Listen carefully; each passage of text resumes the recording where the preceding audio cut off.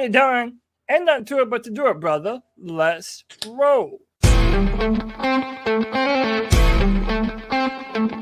a world where Carolina Panthers fans have an insatiable thirst for Panthers news and opinions, only one podcast roars ferociously.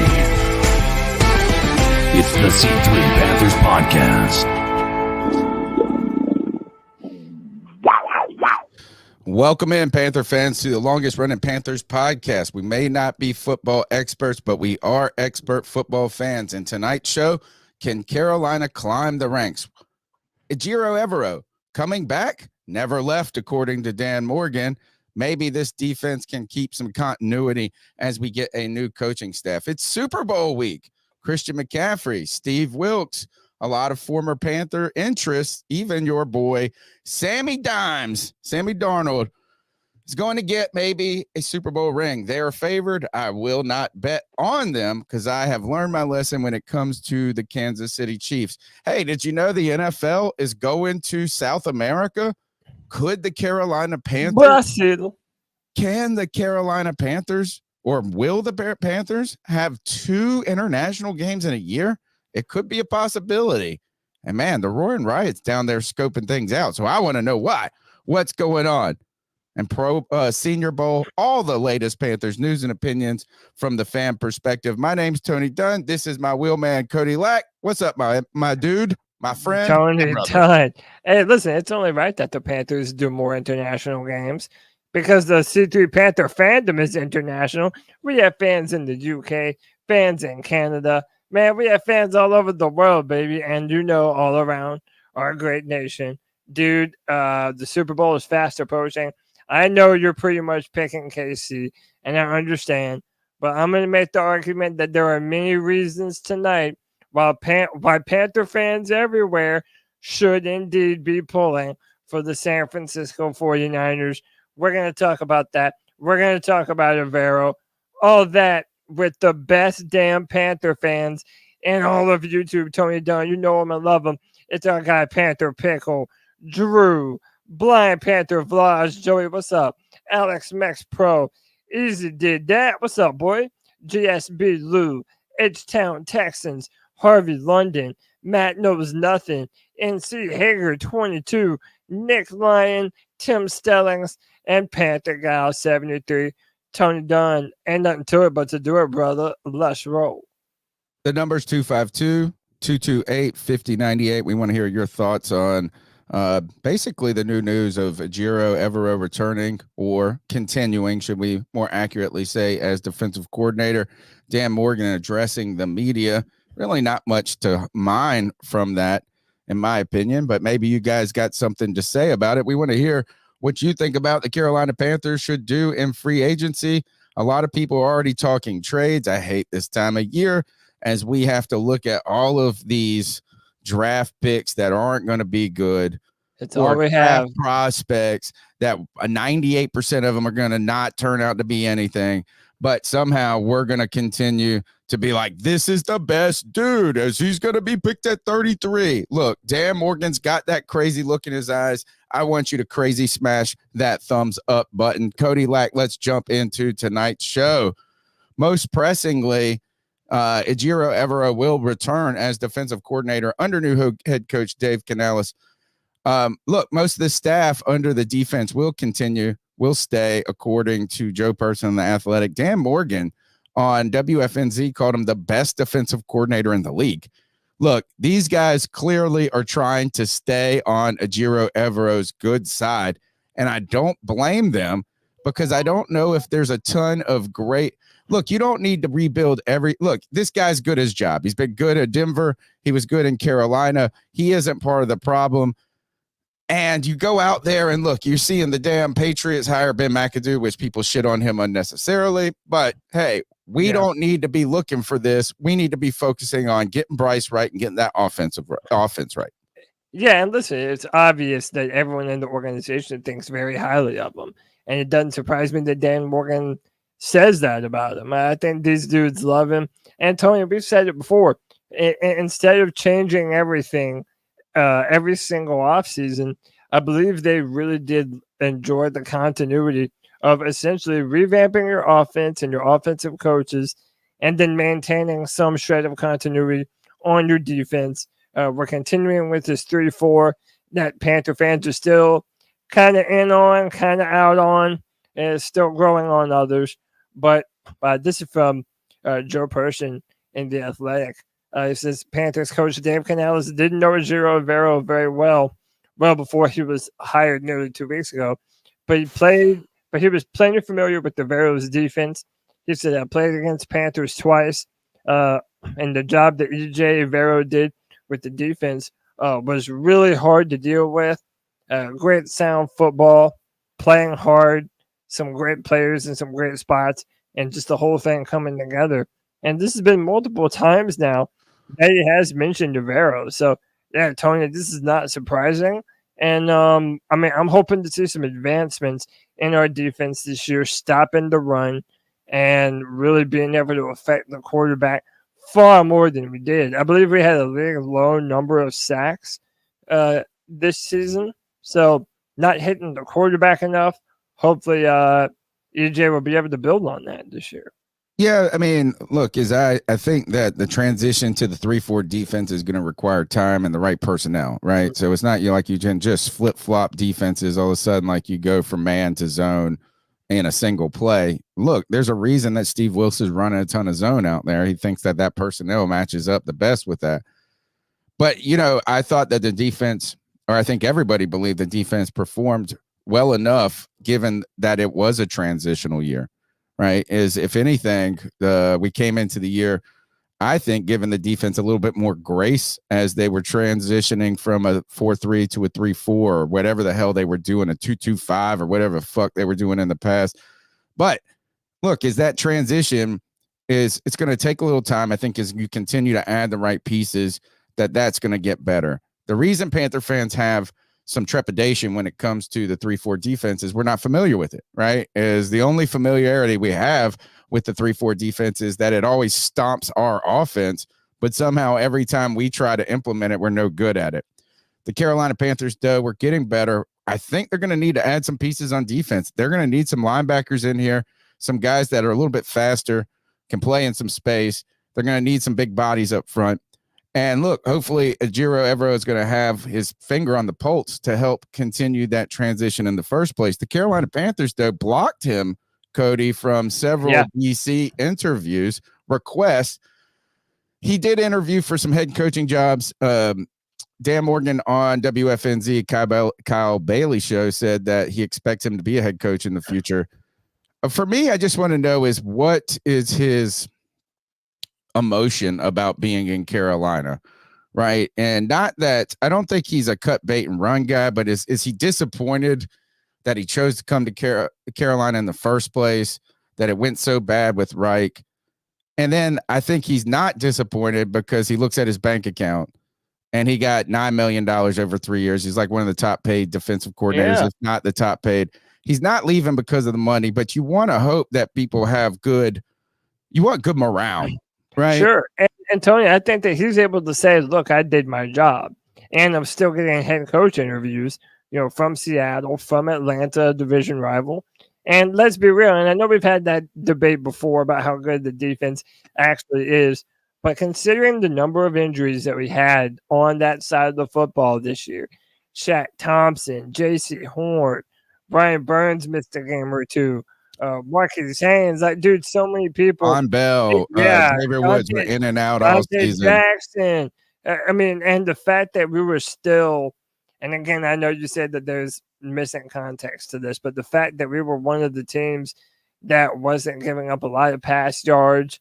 I mean, my point is that if Evero, he's going to, he was able to come to the table and say, look what our defense was able to be, given all the inadequacies that we had on that side of the football.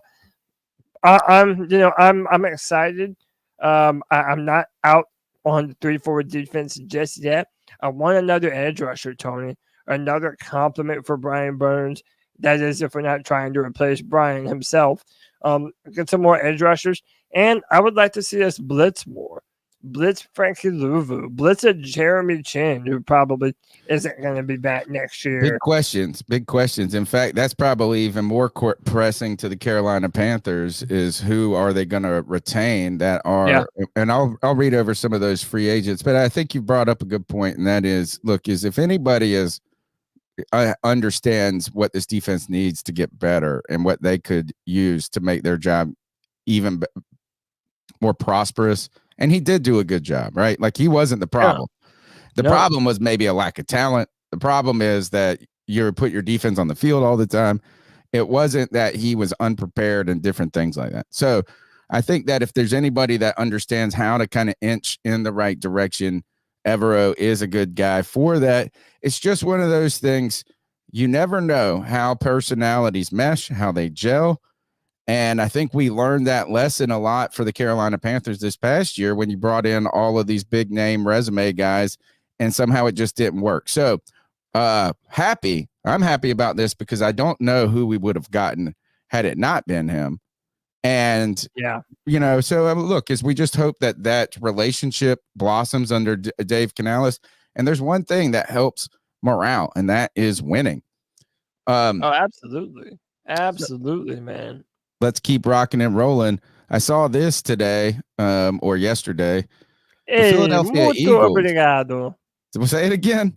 Muito obrigado. I don't even know what that means. Yeah, me neither. No. Okay. Nos vemos en breve, Brazil. Man, I know what. We just lost our entire international audience as I just destroyed that. The Philadelphia Eagles will be the first NFL game in South America, in Brazil. We'll see you soon. They tweeted out. The Eagles, this will be a home game for the Eagles. Now, then you pull up their schedule. The Eagles will be facing these teams. We know who they're facing, I guess, on the road. These are potential. It says this. The Eagles are a home team. This is Eagles Nation. On Twitter, they said the Eagles are the home team for this game, meaning they lose one actual home game at the link. The Carolina Panthers lose a home game as they will be going to Germany this year. Possible opponents are Cowboys, Giants, Commanders, Browns, Falcons, Jaguars, Steelers, Packers, and Panthers. Would the NFL give the Carolina Panthers 2 international games in a single season? I don't know, but I do know that Josh Klein, Zach Luttrell, and the Roaring Riot were just in Brazil last week. What the hell were they doing down there? Were they scouting it for next year, maybe? Or could the Panthers play 2 international games? Do you think they would do that to a team, 2 international games in one season? Let me tell you, I would love to go if they did. Oh, dude, an opportunity to go to paradise. Oh, dude. And did you know it's the plastic surgery capital of the world? Yeah. I mean, those butts ain't just growing on trees out there. They're growing in doctors' offices. They're growing wherever silicone grows. But yeah, dude. I mean, I would love that, dude. I mean, listen, I've been a big fan of Brazilian culture for a long time as an MMA fan and Brazilian jiu-jitsu. And I mean, just the fact that this product of American football is now finally being transported all over the world. And Tony, they're going to sell out stadiums. Like those giant soccer stadiums that they have in Brazil, it's going to be in one of those, and it's going to be filled with people, man. The NFL has a international fan base now. So I'm guess what? I hope it happens. We have a Latino coach. We have an ambassador. We have an ambassador. The Panthers sending the NFL hoping to line up Dave Canales as the ambassador to Latin America. Maybe. I don't know. Interesting stuff. What is up next? I mean, I'm down, dude. Up next on the program, Panthers need more players, but Dave Canales and Dan Morgan have to figure out what to do with theirs.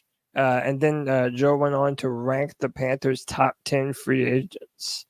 All right, I'll give them to you in order of his ranking. But be sure to go subscribe to The Athletic. Continue to support beat writers, local beat writers, long-form journalism. We're a long-form podcast, not journalists, but expert football fans. Joe Person, cool dude, very knowledgeable of the Panthers. Also doesn't always play it safe either, right? So he's not just a homer guy. Right. Number 1, Brian Burns. Number 2, Frankie Luvu. Number 3, Jeremy Chinn. Number 4, YGM. Now, does he have any justifications for these? Yeah, we'll go through it real quick. I'll just give you the top 5, and then we'll talk about each one real quick. Is Brian Burns, Frankie Luvu, Jeremy Chinn, YGM, DJ Chark. Those are the top 5 in his mind. Okay.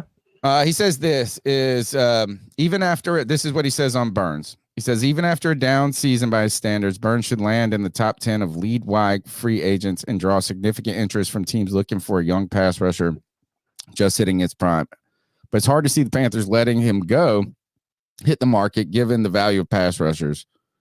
Morgan was the number 2 in the Panthers front office when Scott Fitterer turned down the Los Angeles Rams. I'm so sick of hearing about this. So the Panthers could try and tag and trade Burns. It seems more likely they'll let him play under the franchise tag if they can't get a deal done. Yeah, I think so. The non-conditional or non-exclusive, I think it is. Yeah. I hope that's what we do, man, because I want some team who's really, really hungry to be able to go forward and say, hey, this is what we'll give you, and maybe potentially get some first-round picks for Well, I think you get one first-round pick for it. I think the argument that we've been having with Brian Burns, Tony, is that elite level, is he worth the contract? Isn't he worth it? And then if you do move him, you have to replace him.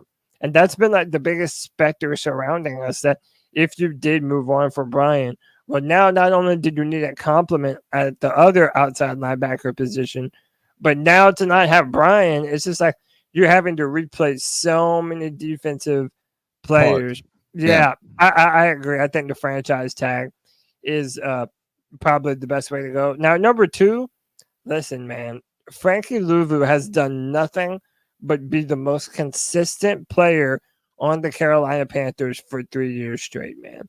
I'm sorry. And I know right now we love Derek Brown already. And listen, Derek Brown was great last year. It was great this year. I think we love that for Derek. Consistent. But I would say that Frankie Luvu, even under Matt Rule and Phil Snow, was one of our best defensive players, man. And the fact that he started his career as an undrafted free agent, dude, I like him. We already have a lot of holes at the linebacking core. I don't want to make another one, and I want to retain that homegrown talent. We are the team that built him up to be the player that he is today. I want Luvu on the team, man.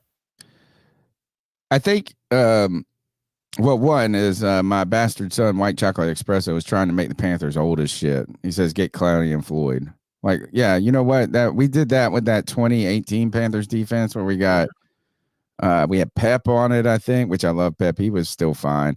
But when we got those, we got Poe. Remember, we got Don Terry Poe, and then we got who was the guy that came from Tampa? Gerald McCoy. Yeah, and we all of a sudden it's like all these big names, and we're like, you know what? And they're just old as shit when they're here.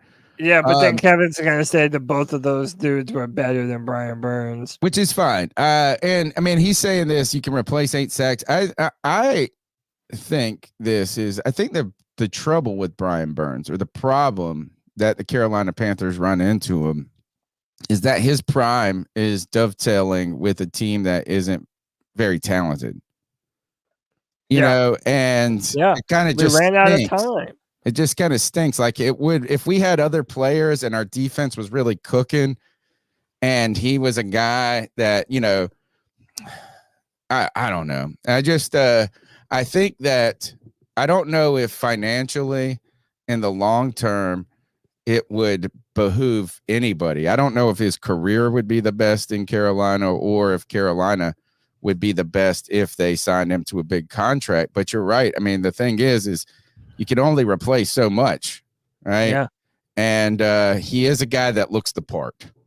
I mean, when you see him, he looks the freaking part. You know what I'm saying? He brings the energy, man. He's the guy every Sunday that's shoving dudes in their shoulder pads, smacking them on the helmet, smacking them on the ass, making them get up and wanting to go out there and dominate, man. Like, the Panthers need that, and he's been a leader on our team. I think that we need Frankie Luvu on this team. Oh, okay. So Frankie, back to Frankie Luvu. Morgan said this famously. This is Joe Person writing in The Athletic. Go subscribe to The Athletic. Really reasonable, and especially if you're a student or a teacher, they give you a discount. Morgan famously said last week the Panthers need more dogs who play hard and are passionate about the game. He might as well have been talking about Luvu, who was hitting free agency at the right time after 2 best seasons of his career. Luvu's 27.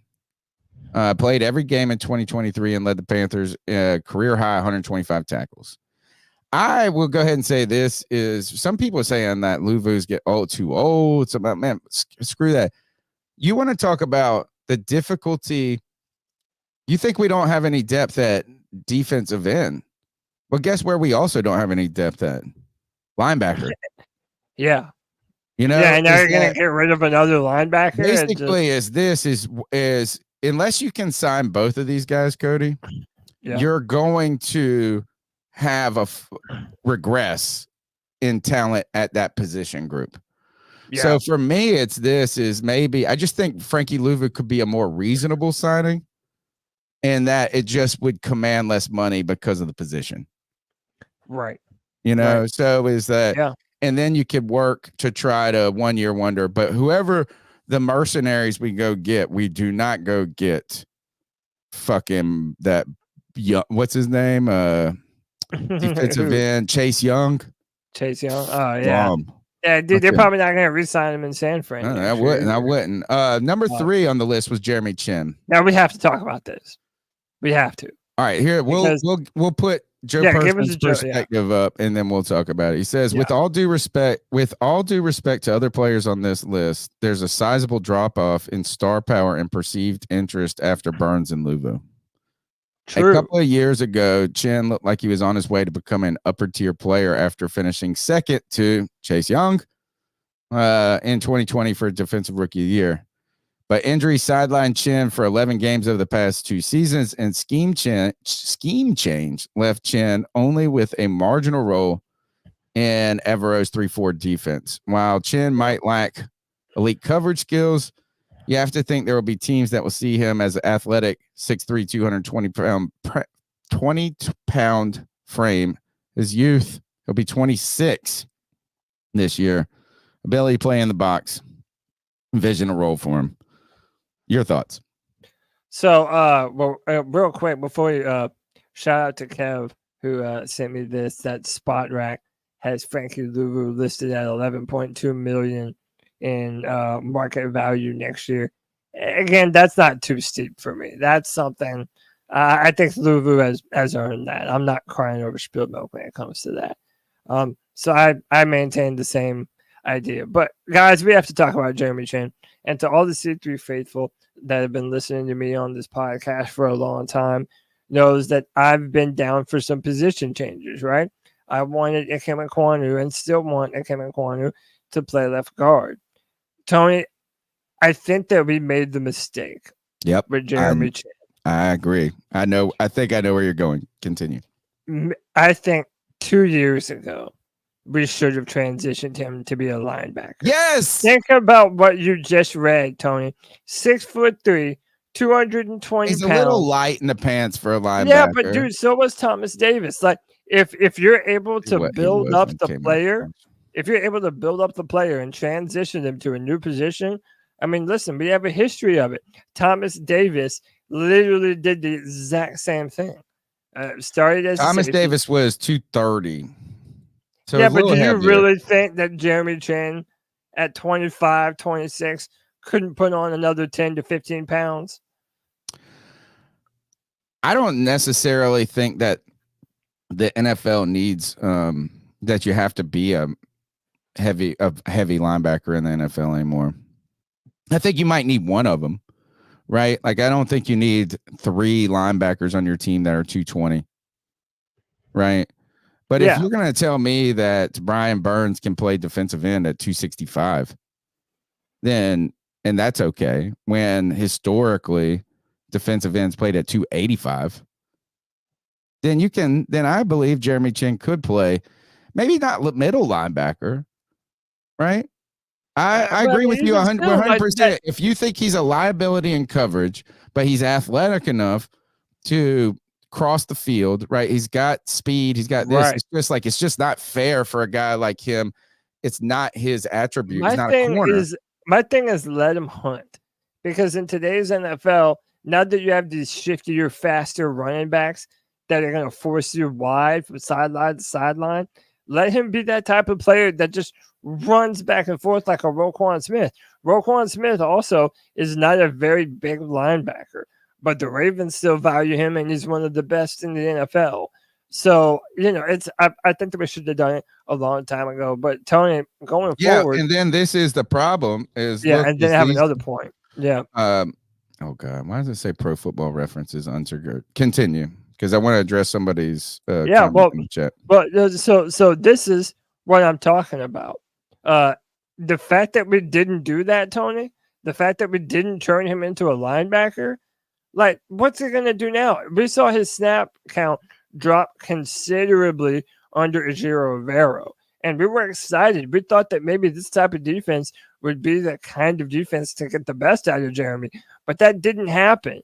If you're Jeremy Chinn, I don't know how or why you would want to come back to the Carolina Panthers. They do not value him in this defense. I mean, tell me I'm wrong. Anyone in the chat, anyone, tell me I'm wrong. This is, again, the problem when you change all the parts all the time, right? Is that the vision, the commitment to that player. Evero didn't see his rookie year. Not that he wasn't like he can't evaluate players. He can't look back. But there isn't that commitment to him. And he's probably trying to deal with some other things. It's probably got a lot to do with some other issues in the secondary, right? So you need some guys. I just think this is who's the guy that we Deion Jones. You telling me that Jeremy Chinn can't do what Deion Jones did? Come on. Yeah. Deion Jones, he played linebacker for us. The guy, it wasn't even that. We cut him, brought him back. Look,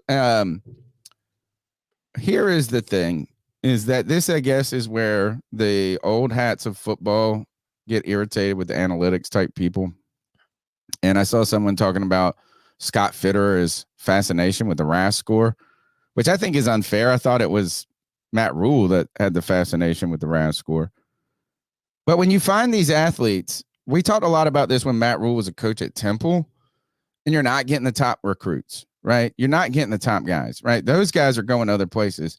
So you got to find guys with traits that you can then teach to play positions. So he liked to identify traits and find these athletes. But what you got is a guy that was a tweener, right? Is like, you're like, oh, his best. What did they tell us Jeremy Chinn's best attribute was?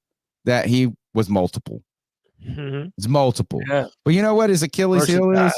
That he's multiple. He's not great at anything. He didn't. Yeah, he's a jack of all trades, but a master of none. But I wanted to address the comment. I think it was Dimitri. Maybe who said Dimitri Contos. Thank you for tuning into the show. Smash the thumbs up button. We appreciate everybody's conversation. He says this dude had one good year and has barely played since. And we were talking about this guy like he's an all-pro. I don't really agree with that. Is because one is that his first season was so good that it was hard to eclipse that. It's like you're going to regress to the mean.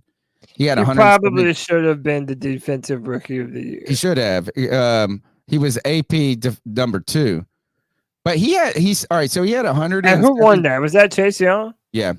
That's why I say. All right. So listen to. Actually, we could probably put them up if you guys want to see them. I'll share my screen here. A lot of ads up here, though. So Jeremy Chinn's rookie year, he had that monster game against Minnesota where he basically scored more points than the entire offense. He had 2 fumble recoveries and touchdowns. He had 2 fumble recovery touchdowns. That was the big killer, or that's what made him stand out so much. And he played in 15 games. He had 117 combined tackles, 68 solo tackles, 2 tackles for loss. His sophomore year, which he played at free safety, they moved him, or at least that's how he's listed, was not bad. He had 107 tackles that year, 7 more solo tackles. He had 6 tackle for losses. The only thing is he didn't have those 2 touchdowns. Right. So it's like hard when you're so good out the gate. It's hard you regress to the mean. But then he was hurt in 2022, and then this new coaching staff didn't like him in 2023. So I don't think it's just. I understand your point. Is that there's not enough evidence to say this guy is fucking great, and he can do all this stuff and put him in the Thomas Davis category. Sure, but Thomas Davis, his career was sidelined by injuries, and it wasn't until the end. People would have called Thomas Davis a bust for a long time had he not had that resurgence after his third ACL or whatever. It just stinks, Cody. And this was a year of tweeners. The same year you wanted, we got the discount version of your boy. Isaiah Simmons. Yeah.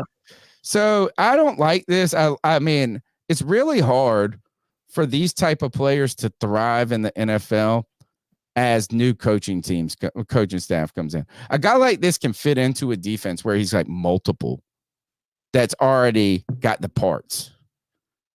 But now you're trying to rebuild it. And you're like, what do we fucking do with it? Do we, and I think you're right. I think the commitment should have been to linebacker early on. Yeah, I do too. And I just, again, maybe Dimitri's wording. See, that's the thing, Tony. It's like, that is the narrative around him. Like, that's what the narrative is now, is that Jeremy Chinn had that one great season. But he had however two great seasons. Yeah, but like his second season was just as good. Right, but it didn't get as much notoriety as that first one did. It's just, in context, people. Yeah, because the Panthers were declining. It's all about the context a little bit too. He's put in a new position group. You're making him do. I'm just saying he hasn't had one good season. He has had 2 seasons that show this mug can play. And then he had a season that had an injury. And then he found himself somehow playing musical chairs without a chair in this new defense. Yeah. I feel like he's the odd man out. And I feel like if I'm Jeremy Chinn, I probably want to go somewhere else. But I don't know, man. Like, what would you even do at this point? How much money do you pay Jeremy Chinn? I think you let him go. I think you let him go for the good of every party. Well, it's like, if Ian Thomas can get a 1-year short deal, why couldn't Jeremy Chinn get like a 1 year? Who? Ian Thomas. Yeah, because I don't think they have one. I don't think Everos has a plan for him. I agree. I mean, is that it? That's what you give to somebody that you see and envisioning being something, but they phased him out. And he wasn't hurt this year. Jeremy Chinn wasn't hurt this year? No, not this year. Yes, he was. Maybe a couple of injuries, maybe a little bit, but they put him on IR this year. I think they phased him out, man. I don't think it was just injuries. I think that they thought they were better with Von Bell and Xavier Woods. The McCaffrey thing. Do you think he didn't want to be on this shit team toward the end? No. I think that the defensive coordinator thought that week to week they were better with other guys in those personnel. Look, the Troy Pride isn't that his name? Say again. Troy Pride. Does that sound right? Yeah. No, that's the old draft pick, isn't it? Who's the guy that Everos brought from Los Angeles that played nickel? He's pretty good this year. Troy Franklin. Does that sound right? Who the hell? Troy Hill. Thank you, Cardiac Cat 13. Troy Hill. I think Everos just felt the defense was better with him in there. So he's just the odd man out. But why? Why would you think that, though? Because you're playing in nickel and you got to play more coverage. Yeah, but it's like, we don't think that he can play nickel. Like you said, that he can't play. He can play against tight ends, but he can't line up in the slot against that. What's that guy that's going crazy? Linebacker, but again, like you said, maybe he's a little bit light to play linebacker. Is 220 pounds really that light? I don't think so. I don't think so either. And I think that's bigger than a lot of really good linebackers, man. He has the size. He has the speed. Bigger than. There's no linebackers under 220 He's in the league. 6'3". Yeah, I mean, that's fine. I'm just saying he has the frame to be able to put on more muscle mass as well. I think Everos just said this, is that you didn't teach him to be a linebacker at this point, so we gotta win this week. We're trying to win a game. So this isn't time to develop Jeremy Chinn week. Yeah, true. All right. You're listening to the C3 Panthers podcast brought to you by CarolinaCatChronicles.com, longest running Panthers podcast on the interwebs. You can check us out on Spotify, iTunes. iTunes is the largest platform that people listen to podcasts when I look at the metrics. It's not even close. Yeah. It's like 90% iTunes and 6% Spotify. But wherever you get your podcast, we're there. We're here on Tuesday nights on YouTube. Smash the thumbs up button. Be a part of the show. Call in at 252-228-5098. How about we take a couple calls before we get further into the show? I love it, man. Let's do it. The number is 252-228-5098 to get your message played on the C3 Panthers podcast. Let's do it. So what are your thoughts on catcalling? Yeah, it's pretty. You shouldn't do that to somebody. And how did that make you feel? Very uncomfortable. So how do you think catcalling makes the person feel? It feels good, like. Who's that cat sitting in the back corner with his face buried in his nose? Who's that kid that can use one?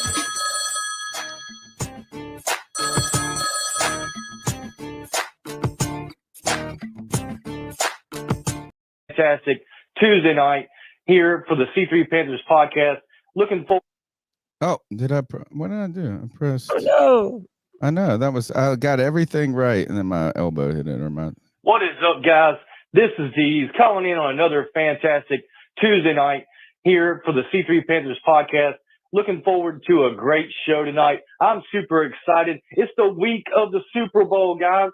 The week of the Super Bowl is finally here. The biggest event in football of the year. The Taylor Swift Bowl is upon us. It will be here Sunday. All the chips are pushed into the middle of the table. Will the Chiefs win? And then will Taylor Swift and Kelsey get married? And he'll propose at the 50-yard line after the game with all the confetti falling down? Or will the Chiefs lose to that 49ers team and our beloved Christian McCaffrey? And then she will break up with Kelsey and get with Patrick Mahomes or maybe Andy Reid, somebody more successful than. These are our lives out here. Who knows what happens in the Super Bowl? But I'm cheering for Christian McCaffrey. 200 yards from the line of scrimmage is what I'm hoping he's able to accomplish, guys. They've been riding that horse, and I know he's going to be excited for this game, and he is going to perform to the best of his abilities and probably absolute excellence, like Christian McCaffrey has done for us many times as a Panther.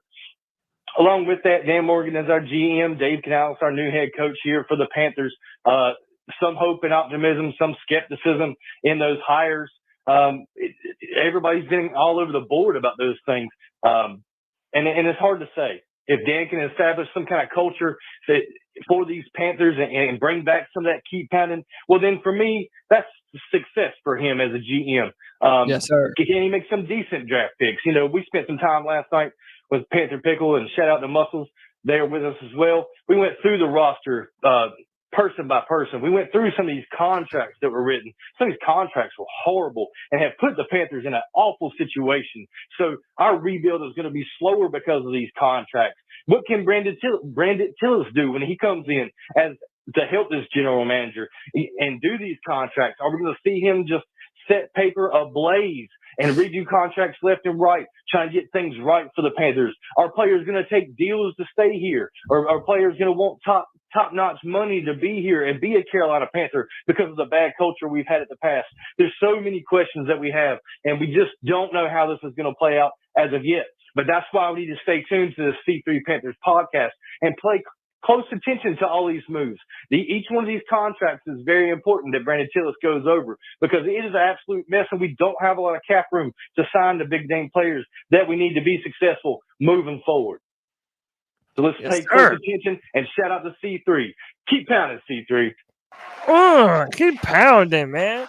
Brand ambassador right there. Dude, we always let these close the show at the end of every Friday free-for-all. Because that man knows how to bring a house down. Let me tell you. And by the way, real quick, follow our boys on Twitter for the C3 Spaces, man. Our guys, Panther Pickle, at D's Ill Skills, at Griffin_Colby. Man, these boys, just about every day, they're putting up a brand new C3 Spaces on Twitter or X, whatever you want to call it, having these great Panther discussions. But, Tony, since you kind of mentioned it at the start of this call, let's just kind of talk about it early, man. I I really do think that Panther fans should be pulling for San Fran this Super Bowl. Okay. One, not just for the easy reasons of Steve Wilkes is there and Christian McCaffrey is there, and we want to see our own finally, get that Super Bowl victory. But also, I believe that the San Francisco 49ers and how their offense is built schematically is what the Panthers dream of being. And today I put on Twitter, I think the quarterbacks for both of these teams, Bryce Young and Brock Purdy, I think they're comparable. I really do. I think that Brock Purdy and Bryce Young have a very similar skill set. And the type of offense that they've put around Brock Purdy, I mean, this is part of the reason why I was so high on the Texans offensive coordinator, is because that type of West Coast style offense, that Shanahan style offense, that's what the Panthers could have really used. Now, I think Dave Canales will do a good job at putting the right pieces around Bryce, but that's kind of what you're going to have to do. You're going to have to get a bunch of receivers that can separate. You're going to need to be able to depend on running the football. You need a dominant O-line, and you're going to need some help with tight ends, man. You're going to need to continue to build at that position. I think Panther fans everywhere should really be pulling for the 49ers, man, because I think that they are built how the Panthers are looking to build, if that makes any sense at all. I mean, I could see some of the desire and the parallels, like hoping that Dave Canales is the next Kyle Shanahan, right? I like CMC. I'm rooting for CMC to have a look, but he's already had the success. See, this is the thing. I don't know if I am a contrarian by nature. So like once you tell me that I need to do something, then I don't want to do it. Yeah, fucking I don't want to do it. Respect. But like I've already rooted for CMC and he's already found success. So like I guess I'm not rooting against him. Let me put it that way. I just don't know if my heartstrings are so pulling for these guys because there's this attachment. If there is one of the heartstrings, it's for CMC the most. Maybe Wilkes second, because man, that defense hasn't been great this year though. And look, the other thing is, man, if San Francisco wins, we're gonna hear just fucking this is what happens when you got all this talent. What happen when you got all this talent? And they are a talented team, right? They're talented. I don't know if are they truly loaded? I guess on both sides of the ball, they got stars. That's what they got. They got stars on both sides of the ball. Mm-hmm. I don't know. I don't know why I'm not more invested in them emotionally. I think I've just been burned by the fucking Chiefs so much this year that I like have. It's not the Panthers, and even though they have ties to the Panthers, who gives a fuck? They're not the Panthers. I mean, I guess. Look, CMC has already had more success in San Francisco than he's had in Carolina than the 2000 years. And it's almost like the more success he has, the worse it looks on us. Yeah, I'm like, God, yeah. They have been underperforming though for some of their talent, I think, and I don't think it's their star players that have been underperforming. I think it's been like some of these guys that like Chase Young, some different things. They got these great linebackers. Maybe that's why maybe I should cheer for the San Francisco 49ers because they got these two fucking awesome linebackers. And every Panthers team that's been good has had great linebackers. Maybe that's why. I don't know. I'm just not as emotionally invested in this. But I think too, who doesn't want to build like the San Francisco 49ers though, Cody? No, who doesn't want to be able to miss on a fucking first round quarterback and somehow not miss a beat? And think about that. They traded like what, 2 first round picks or whatever for Trey Lance. Yeah. And nobody even mentions his name.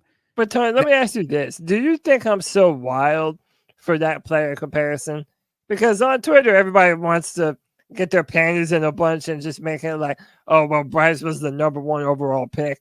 Of course, he's they missed the nowhere near comparable to Brock Purdy. Let's talk about it. And then, by the way, even this comment that I highlighted in the chat, C3 Tater says, so we traded the farm for Mr. Irrelevant.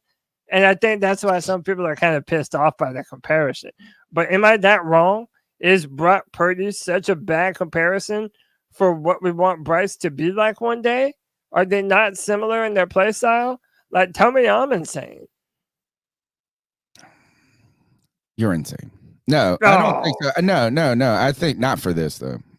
Look, is the thing is that this conversation is steeped in emotion and steeped in emotional investment from the people that are the people that want Bryce Young to be the next coming of Jesus Christ type thing. You know what I'm saying? Like I'm that person. I want Bryce Young to be, I want him to be a generational talent. But this is what the problem is when you throw around those terms all the time, generational talent, this and that. They lose their meaning. Yeah. And the other is, I think people misread. And this is why I get irritated with those same people, man, that come. Look, I know you can be irritating to people on Twitter, right? I don't know why but I love you, so it doesn't irritate me. But those people that get after you so much irritate me a lot because I think they miss the context of your point or the point itself, actually. And that is nobody is saying that these guys coming into the league were what do you call them? Player comps. Yeah. Right? But if you look, Bryce Young ain't fucking Josh Allen. No. That's not the comp. No. That's nowhere near the comp. Right. So I think the point is a guy who has an arm that's good enough. Right? It's good enough. He's mobile enough. And somehow, to be honest, he's got the clutch gene. Brock Purdy is, even though he didn't have the greatest game and some of he's played well down in the fourth quarter. So where the point I think they're missing, Cody, though, is that the comp where the comp fails at is one was picked last and one was picked first. But other than that, I'm not saying that maybe your comparison is flawless either. I don't know. I'd have to really study Brock Purdy and some different things. But I think the people that say that's the most ridiculous fucking thing I've ever heard. You don't know ball. I hate people that say that shit. It's so stupid. But those people had already decided from the beginning that Bryce Young was worthy of a number one pick. And he was fine. That's fine. Yeah. But the problem is that Brock Purdy, if anything, what they should be saying is this: they should be kicking themselves in the ass for misevaluating Brock Purdy.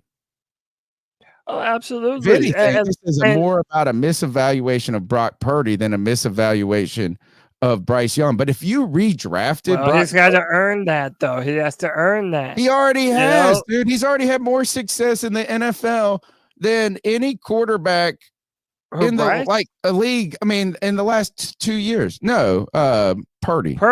Yeah, but that's what I'm saying though. I also had people in my comments like, "Hey, you shouldn't compare Bryce to Brock because Bryce hasn't proven to be on Brock's level." Might be a more of a fair point than anything. It is a fair point. But my only point in making that comparison is that what you're hoping Bryce to be one day looks very similar to Brock Purdy. And what you're going to ask him to do, how you're going to ask him to be that point guard. That's literally what they said about Bryce before the draft. Yeah. That he was that ultimate point guard.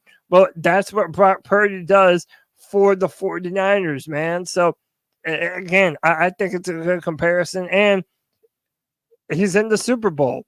And you mentioned that clutch gene, Tony. And, last year was his first year in the NFL, and he made it to the NFC Championship game after being Mr. Irrelevant. So he had to prove himself, started in the middle of the season, and then now quarterback the team to the 1 seed the very next year, and they're in the Super Bowl. I want to address Panax's comment real quick. And this is something a lot of people have said too. Is put Purdy on the Panthers or another shitty team. He'll show you why he was a late round pick. I think that's fair in some ways, right? But here's the point though. That people also say put Bryce Young on a good team, and he'll show you why he was the first pick. Yeah. right? Yeah, Is that goes both ways. yes, being on good teams helps players. And I'm not calling Purdy. I think Cam Newton's right in calling him a game manager. 100%. Right. And I don't think there's anything wrong with that. I think that in some ways, if Tom Brady didn't have the clutch gene of clutch genes, he would have been considered a game manager in a way. Right. It's like what Cam's point was, and maybe he doesn't articulate it well enough, is that there are some guys in the league that you can just take for granted. Like it's just like throw them the ball every time. Or is that some players can't thrive in that environment. And what I would give I would say a comparison of this is I think Trey Boston is a good or a helpful example. Trey Boston was a good football player in the NFL. Not great, not bad. He was a good football player.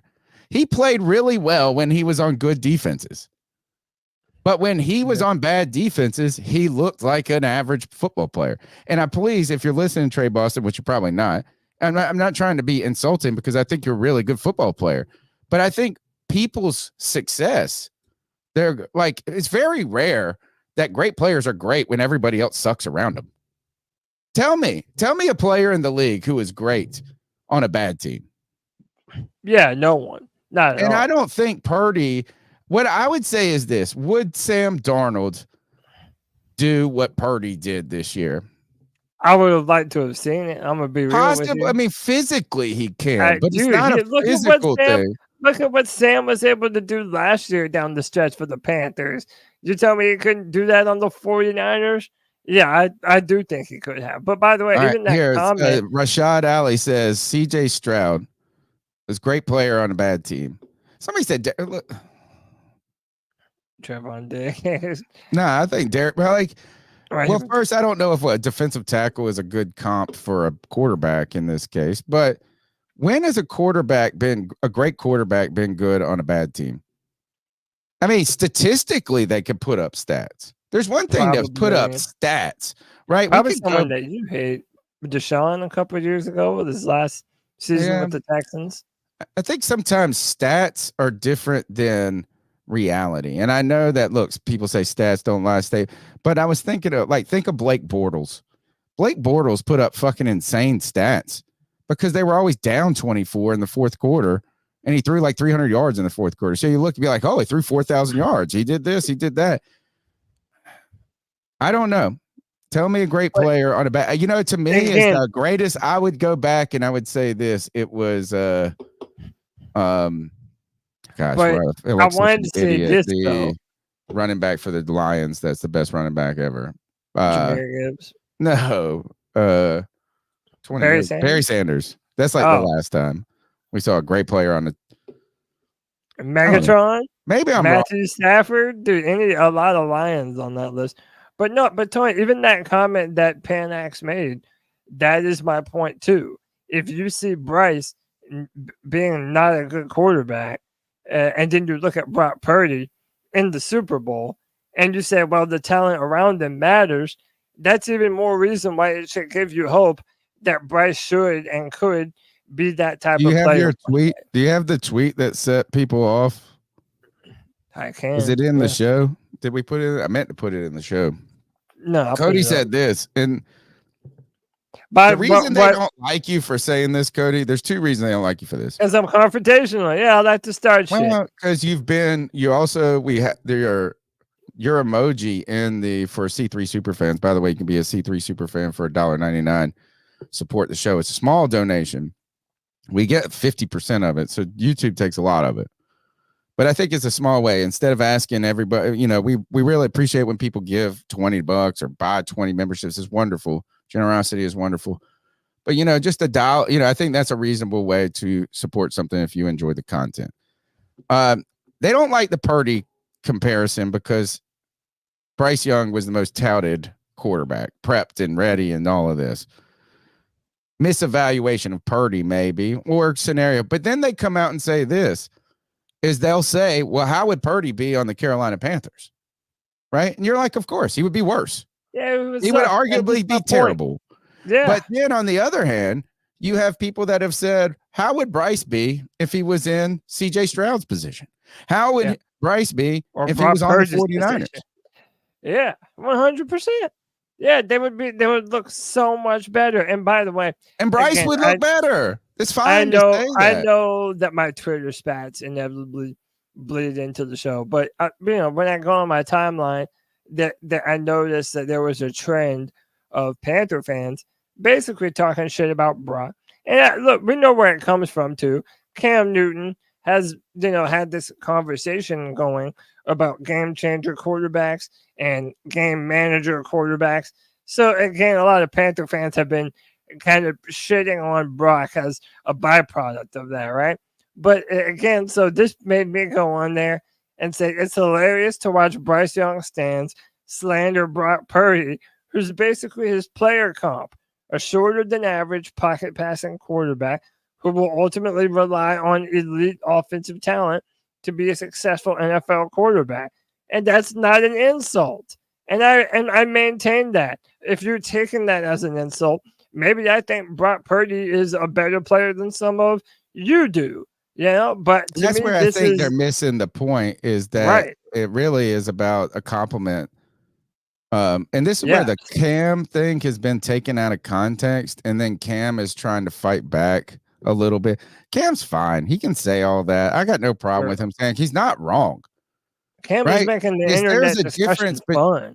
There's a difference between being Megatron and Randy Moss and being, trying to think of Masih Muhammad. Right? Is that Masih Muhammad was a very, very fucking good wide receiver in the NFL. But he won't know damn Calvin Johnson. He won't know Randy Moss. And that's not wrong. It's hard to be a good player in the NFL. But what they're saying is this. What Cam is, I think he meant by the Purdy comment, by the Dak comment, is that they're going to play better on good teams. But they're not a guy that alone. Not alone. Maybe is that if I always said this about Cam, and I think Cam knows he can say this because he was the game changer. If we were in the backyard, Cody, and we were picking teams to play football, right? And we had, or anything, ping pong, whatever. Like Julius Peppers and Cam Newton go number one all the time. Like, you know what I'm saying? It's like, I don't care. It's not like Tom Brady. Yeah, Tom Brady is the best quarterback in the history of football, but I want Cam over there. Yeah, 100%. Today, I want Cam. So I don't think it's an insult. I think this, could you say that in some ways Joe Montana was a similar kind of like Joe could run, right? Joe could run. Well, I mean, Purdy can run. It's just this is that these are guys that end up playing better than you expected them to. I think that's the problem with Brock Purdy that people get pissed off, is that he's better than people thought he would be. And just like you've dug in your positions, Cody, other people have dug in there. They're digging into their position that Brock Purdy is nobody. Yeah. And by the way, shout out to City Dog 1983 TV says, hit the like button. It's free. C3 Podcast. Go. We appreciate you, brother. And shout out to the Bat Daddy in the chat room, doing well. He says CMC deserves a Super Bowl. Beyond that, I don't care. Yeah. What's up, C3 fam? Love y'all. Miss y'all. Keep working hard and building Panther Nation. Thank you, Greg. We appreciate it. I'm kind of with that. I'm just like tired of betting against the Chiefs at this point. Like at some point, when do I learn my fucking lesson? Yeah. Right. But I want people. They're the new Patriots for sure. They're the new Pats. Yeah. Oh, totally. And more fun in a way. It's like, you know what? I think Patrick Mahomes is likable. I hated Tom Brady and the Patriots because of what they did to the Panthers, not because I really hated them individually. If you guys think that the player comp of Brock Purdy to Bryce Young is inherently flawed, give us a call at 252-228-5098 and tell us who the comp is. Right? I mean, just tell me who in the NFL Bryce Young reminds you of in their play style and what they could be. You know, I mean, it's not like, who is it? Who is the comparison? I've always said Bryce Young was the short, black, Alex Smith, but Alex Smith was tall, right? So it's kind of hard. Everybody would say this. They're going to go to Drew Brees. Well, Drew Brees ain't in the league no more, right? Right. And I want to remind people is people underestimated Drew Brees when they drafted him. He got the Brock Purdy treatment. He got the Brock Purdy treatment in a way. Yes, he did. They definitely did. So call White us up. Said Tua, Bryce, and those are all kind of man. You hit the nail on the head, Tony. You wouldn't compare him to Josh Allen, would you? No, like you wouldn't compare him to Justin Herbert. No, it's I mean, I don't even know. I think you wouldn't compare him to Dak. Well, maybe Dak. I think he's more mobile than that. I think it's almost like, nah, is that then you're just trying to find a marginal quarterback that you think has a good name that is not insulting to Bryce. You're not really trying to find a comp. You're trying to find a guy who's good enough that doesn't good enough that you can compare him to. Right. Yeah. Kirk Cousins? More mobile Kirk Cousins? It's funny because I used to shit on Kirk Cousins so much. But yeah, that's not terrible. That's not. I'm just trying to think of who he reminds me of. But again, what are we saying? Physically impose himself. He's not Lamar Jackson. But we are naming game managers, are we not? And again, there's this like, is it a slight? Most quarterbacks are game managers, right? And that's not an insult. Everyone is. I would say Justin Herbert is living on too much of a reputation at this point. We think he's not a game manager just because he got a big. We're still holding on to him being that what he did his rookie year. Trevor Lawrence, we're holding on to that. What about Kev's comparison right here? I think it's Patrick Mahomes as a comp, to be honest. For Bryce? Yeah.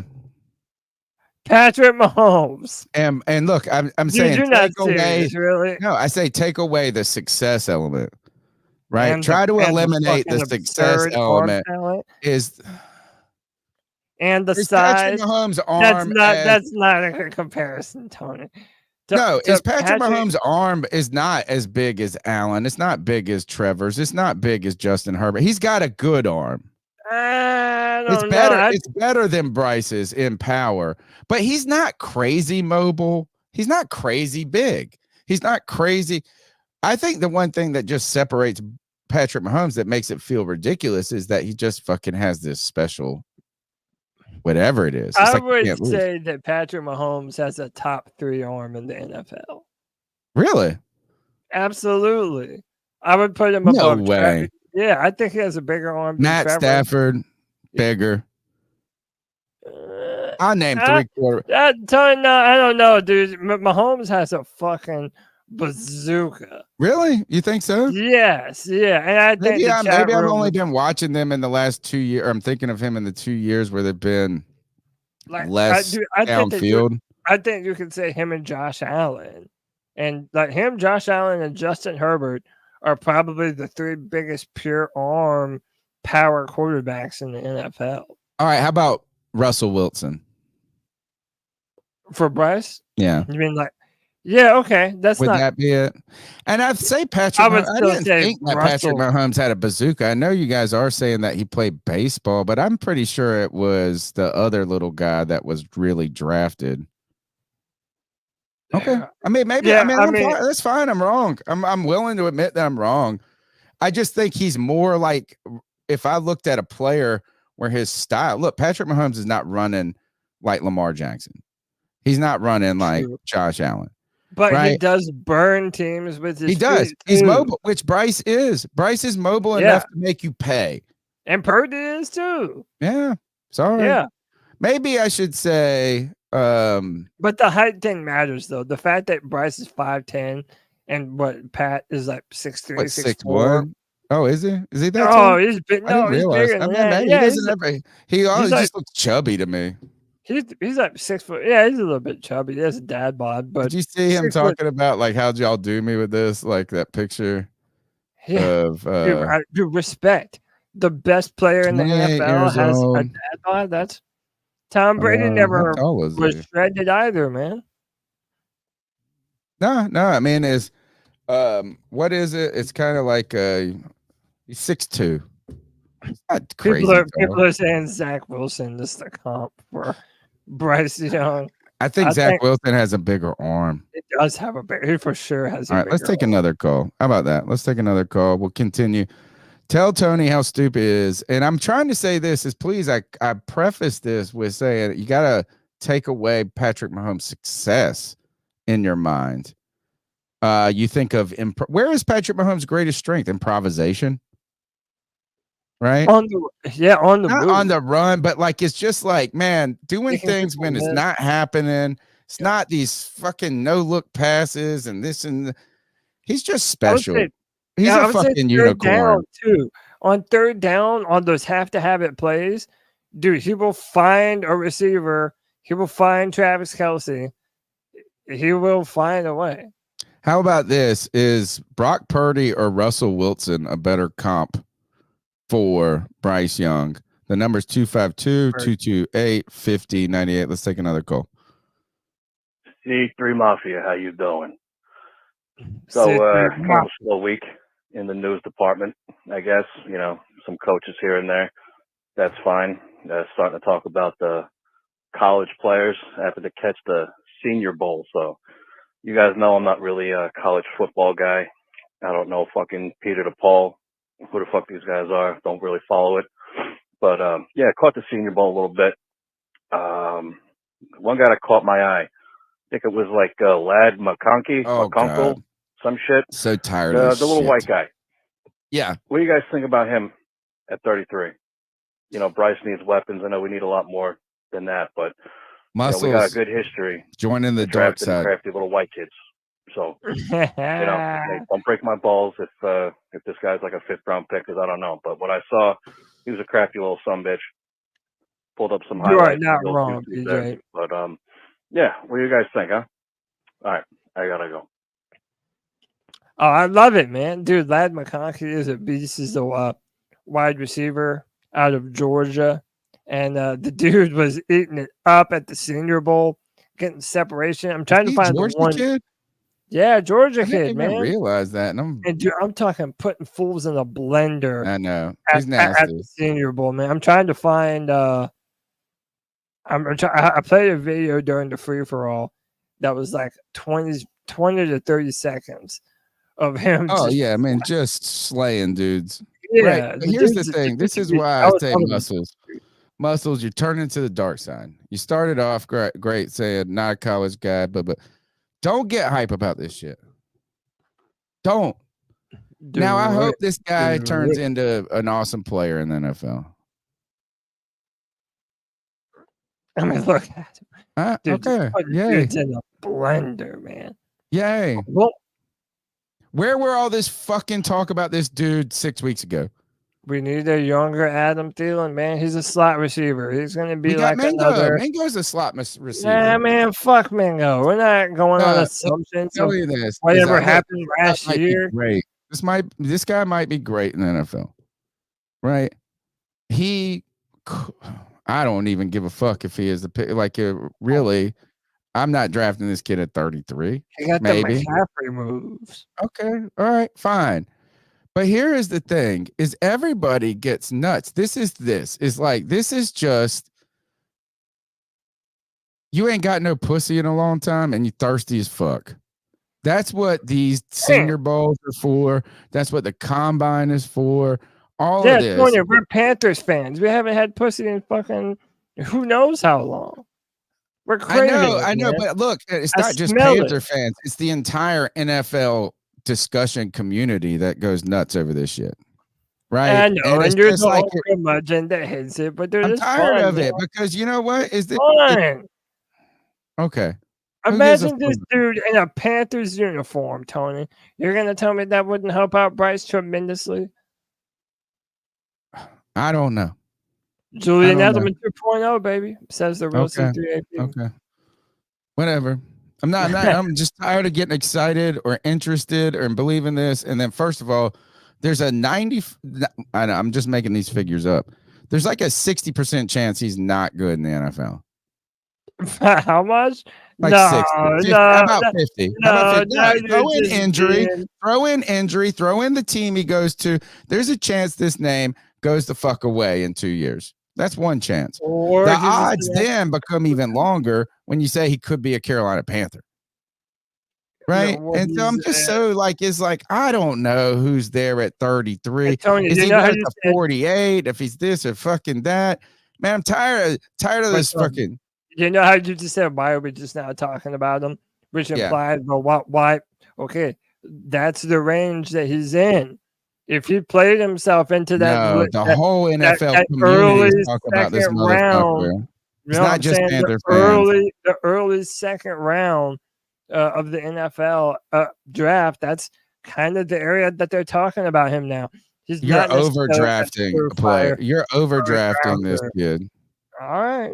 Is he fast enough I mean, he'll probably on run like 4.5, top end speed? 4.4. No, yeah, 4.5, not fast. 4.4. Sorry. So you're drafting that It's not dude that slow. It's not slow. you're drafting that guy from the Raiders.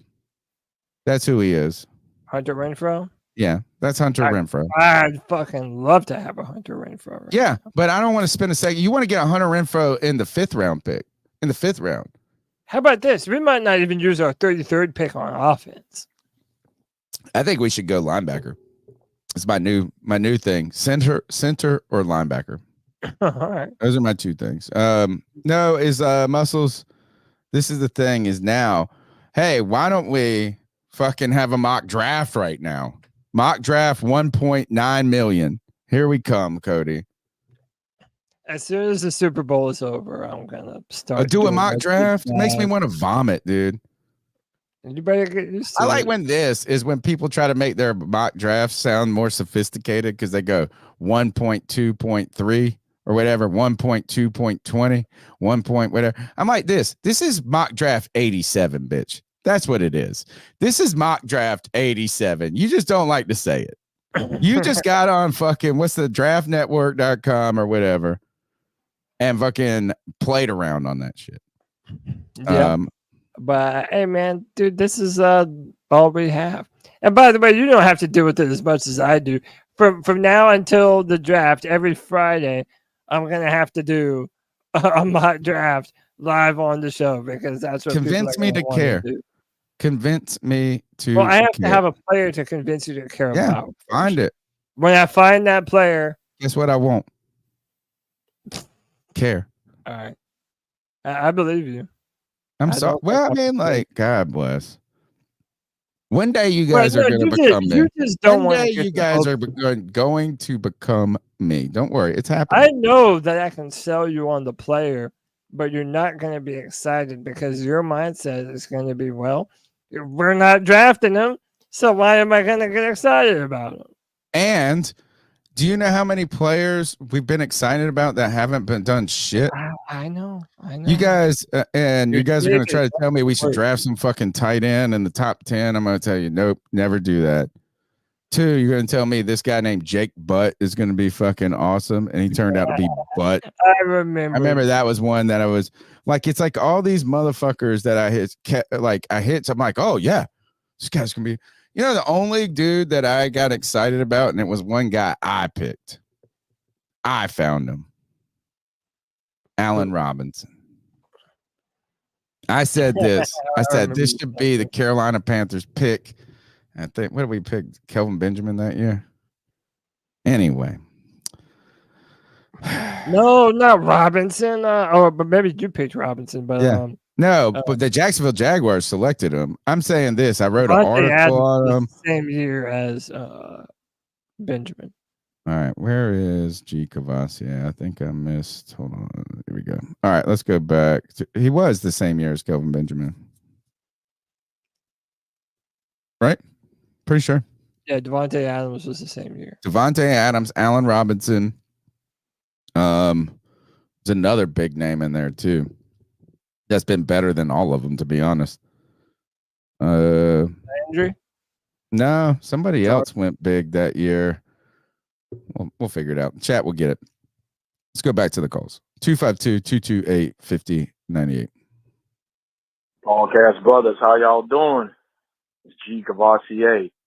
Hey, man, I looked online today on Instagram, and the Panthers already talked to this dude.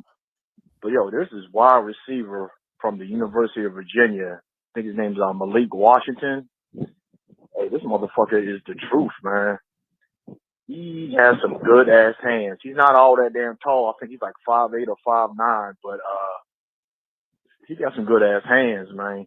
I can't wait for this draft and what the hell we going to damn do. Speaking of the damn draft, I've been looking online and everything. So many people look online and saying we should trade fucking Derek Brown for a first rounder. Ain't no way in hell we're going to trade this motherfucker. If you trade Derek Brown, I'm going to lose my fucking mind, like for real. Now with Brian Burns and fucking and Frankie Luvu, I don't know what the hell we going to damn do. Me personally, Burns, I love that dude to death because I got two of his jerseys. I got a black one and a white one with his old number or whatever. But if we let him go, I won't be that damn hurt. You know what I'm saying? Even though I don't see nobody else on the defensive line getting back there like he does or whatever. But at the same token, it's just like we got to do something. And I trust in that damn dude that we get from Kansas City. You know what I'm saying? That's going to, do the shit with the contracts and the damn salary cap and his big-headed ass. You was right, Cody. He got a big-ass head. Hey, don't he remind you of that dude Kazoo? Yeah, little alien Kazoo off of Fred Flintstones. Hello, ding-a-ling. Hi, dum-dum. Don't he look like Kazoo off of Flintstones? On that, y'all. Keep pounding. Tell you, look up a picture of Kazoo from the Flintstones and tell me if he looks like him. How do you spell Kazoo? He said. Yeah, he said the Brant Tillis looks like him. Wait till you see this. No, maybe.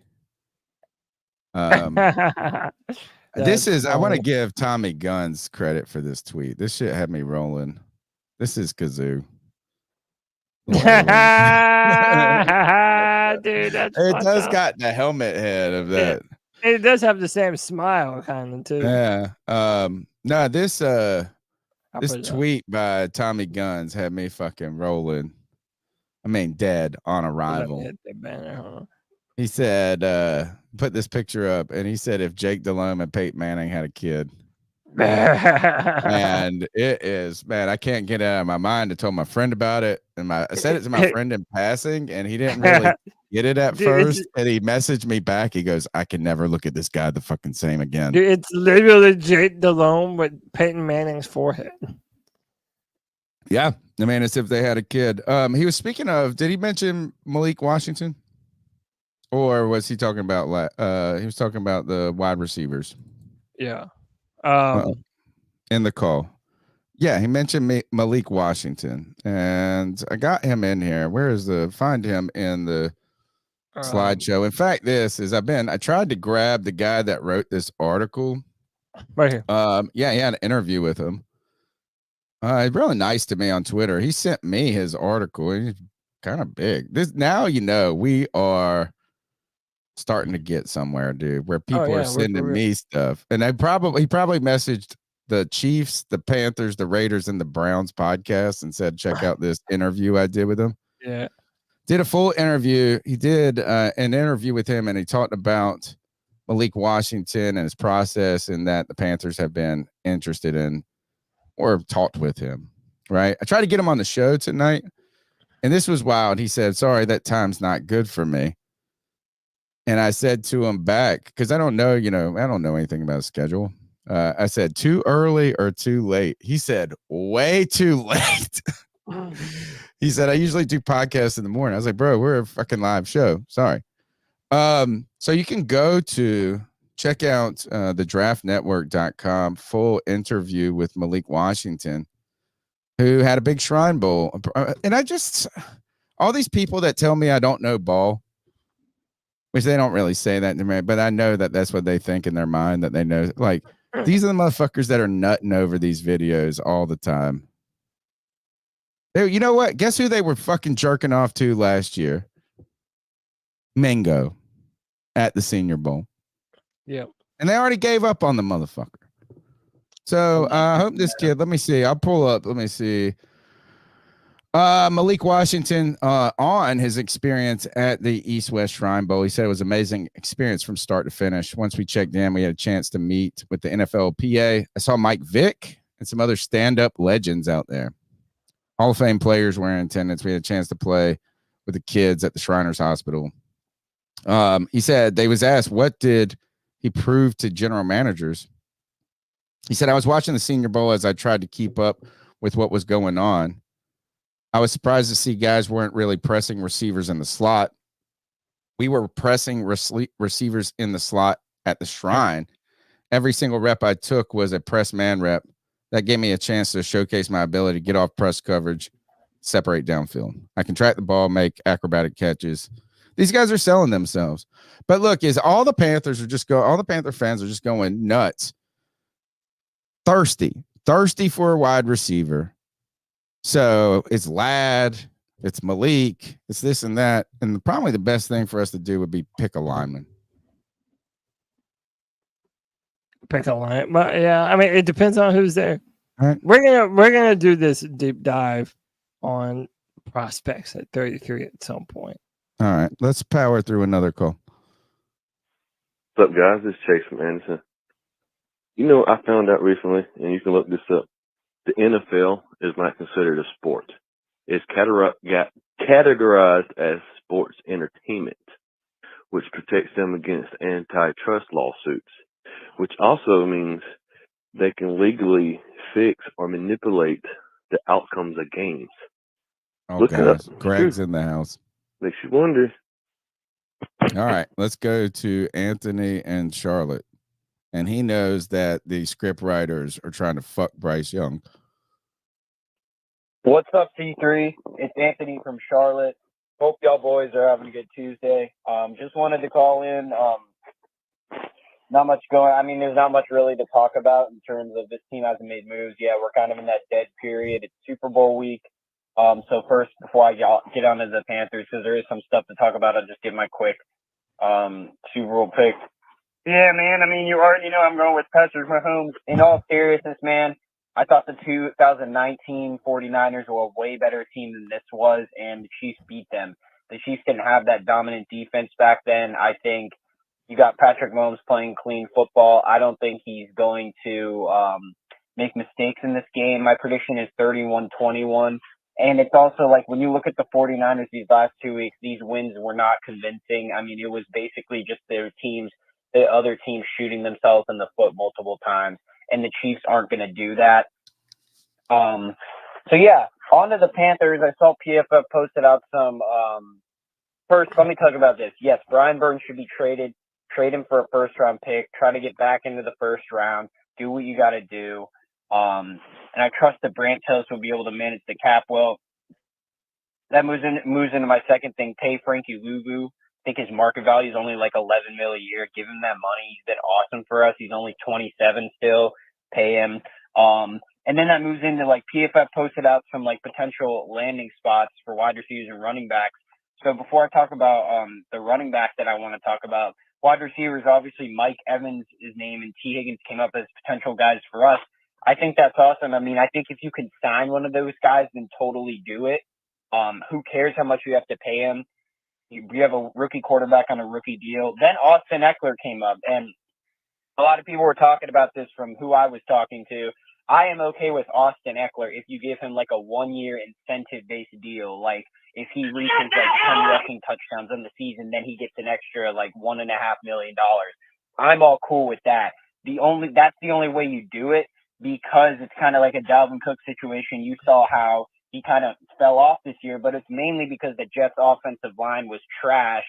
And, they have a superstar running back like McCaffrey back when we had him, Breece Hall that makes the offensive line look so good. So those are my thoughts on that. And then I quickly just want to say, like, Anthony, make me Cody, want to listen, man. commit seppuku on the fucking show. I get your point about the Brock Purdy thing, but us quote-unquote Bryce fans never made a publication or anything about us think like his career path is Brock Purdy. That was never a debate. I'll be back for a quick part 2 to finish off what I got to say. That Austin Eckler shit. That's the stupidest thing I ever heard. He's old. Why would you want to go out and get an old running back? An older running back prone to injury on a team that has a running back that you fucking hate, but you owe $26 fucking million. Miles Sanders is going to be a Panther next year. Just get ready for it. Get fucking ready for it and get over it and stop just fucking throwing your angst and your hate because not you, Anthony, only, but the Miles Sanders hate is sure. Miles Sanders did not have a good year, but who fucking did? Adam Thielen, no one, right? Derek Brown. So like Derek Brown was probably the only one. Miles Sanders became an easy outlet for people that wanted to defer or find a way to get rid of some angst. And I'm not saying that he's good. I'm not saying this or that, but you can't go and make the same fucking mistake 2 years in a row. And Austin Eckler, isn't he the one, or am I thinking the Rams running back that wanted the money? Wasn't Eckler the one that wanted to sit out? That I made all the shit in front of before the season about he was one of the ones that was wanting more money with how much it was being used in that Chargers offense. But again, why are we talking about? Thirsty. Yeah, we're talking about paying old running backs. Tony, this is when you're talking about like we just sound like fans that ain't got no pussy. That's what this is like. Exactly. That's what this is like. That's what this is. I'm telling you, the least important part of upgrading the Carolina Panthers is adding a running back. Oh, for sure. Hey, play his second call. I want to hear what I'm coming. Here it is. Shit he says about this Purdy comparison. Hey guys, so it's Anthony again. But yeah, back to my point, man. Listen, I understand where you're coming from. I mean, yes, they both scored high in the S2 test, this and that. I don't agree with the fact that they have the same arm talent. I think Bryce's arm is better than his. I think Bryce. How? You really like. We're at that point now where his rookie season, you got to just go back. You're splitting hairs at this point. He made some great off-platform throws, not to guys that were wide open in tight windows, where it's like, yeah, he's got a decent arm. So I just don't like. That's that the point. Is comparison. Purdy And, has like, a decent arm? He doesn't have a great arm. It's a good comparison, Right. because I'm not even saying like in the beginning of the year. Anthony's agreeing with me right now. I agree. Going to be okay. If the offensive line can hold up, if his receivers are decent. We haven't seen him yet in a non-toxic environment where he just has, a 16th ranked offensive line with like an 18th ranked receiving core. I mean, he had dead last in both categories.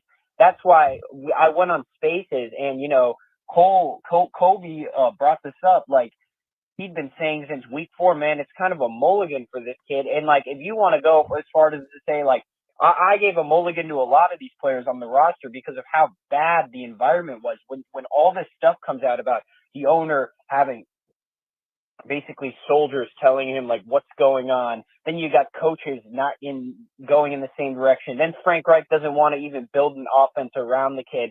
Like, I just think we're being so harsh on him. And granted, he was bad his rookie season. No one's denying that.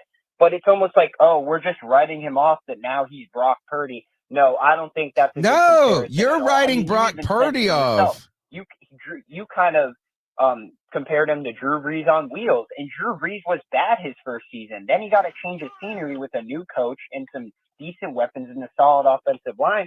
And look what happened. He took off. And the last piece of the puzzle to this is, CJ Stroud went on the pivot today and he was backing up Bryce Young because, yes, they're obviously really, really good friends and stuff, but he clearly watched the games this year because if you go and watch those clips, he literally said there are a lot of things out of Bryce Young's control. That's got nothing to fucking do with it. Yeah.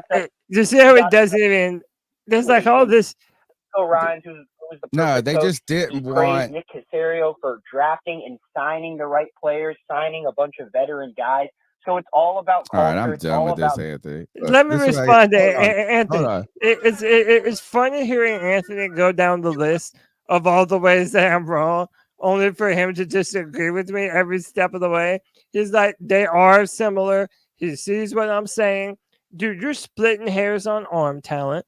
They're around the same maneuverability, running to the outside. Dude, it's like And here's there the are thing, Cody, that go to this is the last point going back to Stroud, right? Is this the other thing is fucking so polarized. I never thought maybe you know what it's gonna irritate me more in the fucking history of the world than this stupid ass draft talk and all of this studding dudes in underwear. You think that I would be the one that would like that. But the fucking thing that's going to drive me nuts in the history of this podcast is that Bryce Young turns out to be more more divisive to Panther Nation than Cam Newton. That I never saw that shit coming. That was not on my fucking bingo card that he would be a more divisive person. But then you got to pull up this, and all I see on and yes, my timeline is only Panther fans, right, and NFL shit. But they're like, well, guess Stroud saying this. Of course, everybody knew this shit was a dumpster fire. In fact, I think we've been saying that all season is that it's hard to evaluate Bryce because of this situation. But just nobody's saying Bryce is bad. But what you guys are doing is shitting on Brock Purdy. Yes, that and you're is my shitting on Tom Brady, who was a 6th-round pick, right? I mean, you know what? I wonder if you went back and if we had podcasts at this length and this deep dive, like back when Tom Brady was the first Mr. Irrelevant. Yeah, truly. You know? And by the way, people are misconstruing me when I made that comparison because it is. I am saying that it's a good thing. Like, I don't think Brock Purdy is a bad quarterback. I love what the dude's doing, man. He's been quarterbacking the best team in the NFC for the past 2 years now. And has he benefited from the team he's on? Certainly. Would he be able to go in as Mr. Irrelevant on the Carolina Panthers and be better than Bryce Young? No. Bryce Young, in fact, did a very admirable job this year. But and I'm not the guy to ask about this because you guys already told me I'm ridiculous. But what you're talking about is you got quarterbacks that have attributes, right? What are their strengths? What are their weaknesses? Where are they marginal? Where are they okay? And Bryce Young, to me, is one of those guys that does everything well, but does nothing physically exceptional. Nothing great. Right? Like he's not the fast, but that's fine. Tom Brady was the same fucking way. You know, Tom Brady was the same way. He didn't have the biggest fucking arm in the world. I just want someone to tell me why it's a bad comparison. It's not dumb shit. We're not missing the point. We are not missing the point. I want someone to tell me why it is a bad comparison to compare Bryce to Brock Purdy. Here is the answer, Cody. Because one was picked number 1 and one was picked 700. What does that even mean? That's what they're really saying at the end of the day. Yeah, that's it. But then say that though. Okay, you're right. This argument is going old. We don't even want to have it. But the whole point is this: is that look, who do you compare him to? Actually, Anthony, call back in. Call back in. And tell us who is the comparison in the current NFL. Don't go back to Drew Brees. Don't go back to finding Steve Young or something. Who is a current player that he is most comparable to? Not in success, not in anything, just in straight up attributes. Talent and what they're able to do physically on the field as a quarterback. And dude, if you say Tua, my 2 comps are Tua Tagovailoa and Brock Purdy. I think you're doing more of a compliment to him by telling Brock Purdy he's a winner. Yeah, man. Let's go to D in San Francisco. Yo, my C3 family. D. I'm from North Carolina. Shout out to the great Tony Dunn, the homie Cody Lack. Go Devils CK. Everybody need a G, baby. Shut the hell up, Panther Pickle, that effing guy. Muscles Marinara, the great, lovely Kristen Lede. Hey, C3 Anthony, you know you my dude. But, yo, I see the question is, can Carolina climb the ranks? Yes, we will. We'll be better than this past year. That might be a low bar. Don't care. But one of the things that I really wanted to talk about while I had y'all for a moment was that, that CJ Stroud, the things he had to say about Bryce Young, he's a good with dude, the Stroud. encouragement and so forth. I don't know if any of y'all got to catch that clip. Nice Can we play clip. it, Was a or we very get wholesome clip. demonetized? I know they were We'll get homeboys, but he kept saying that man is the one, and he's that one for a reason. And I believe that. And when them cats are that close, and you're talking about somebody that spectacular, and we've had the Peyton Mannings and all them talk about, let's not define Bryce by that. I'm with it. I am with it. Also, I watched the Senior Bowl, and I was slightly disappointed because I wanted Tez Walker to do great because I think he would be awesome in Carolina. I wish he would have had a better quarterback than Sam Hartman, but I would like to see him drafted if he would fall to 33. I think he's a talented kid. I'm a Tar Heel, so I watch a lot of Tar Heel football.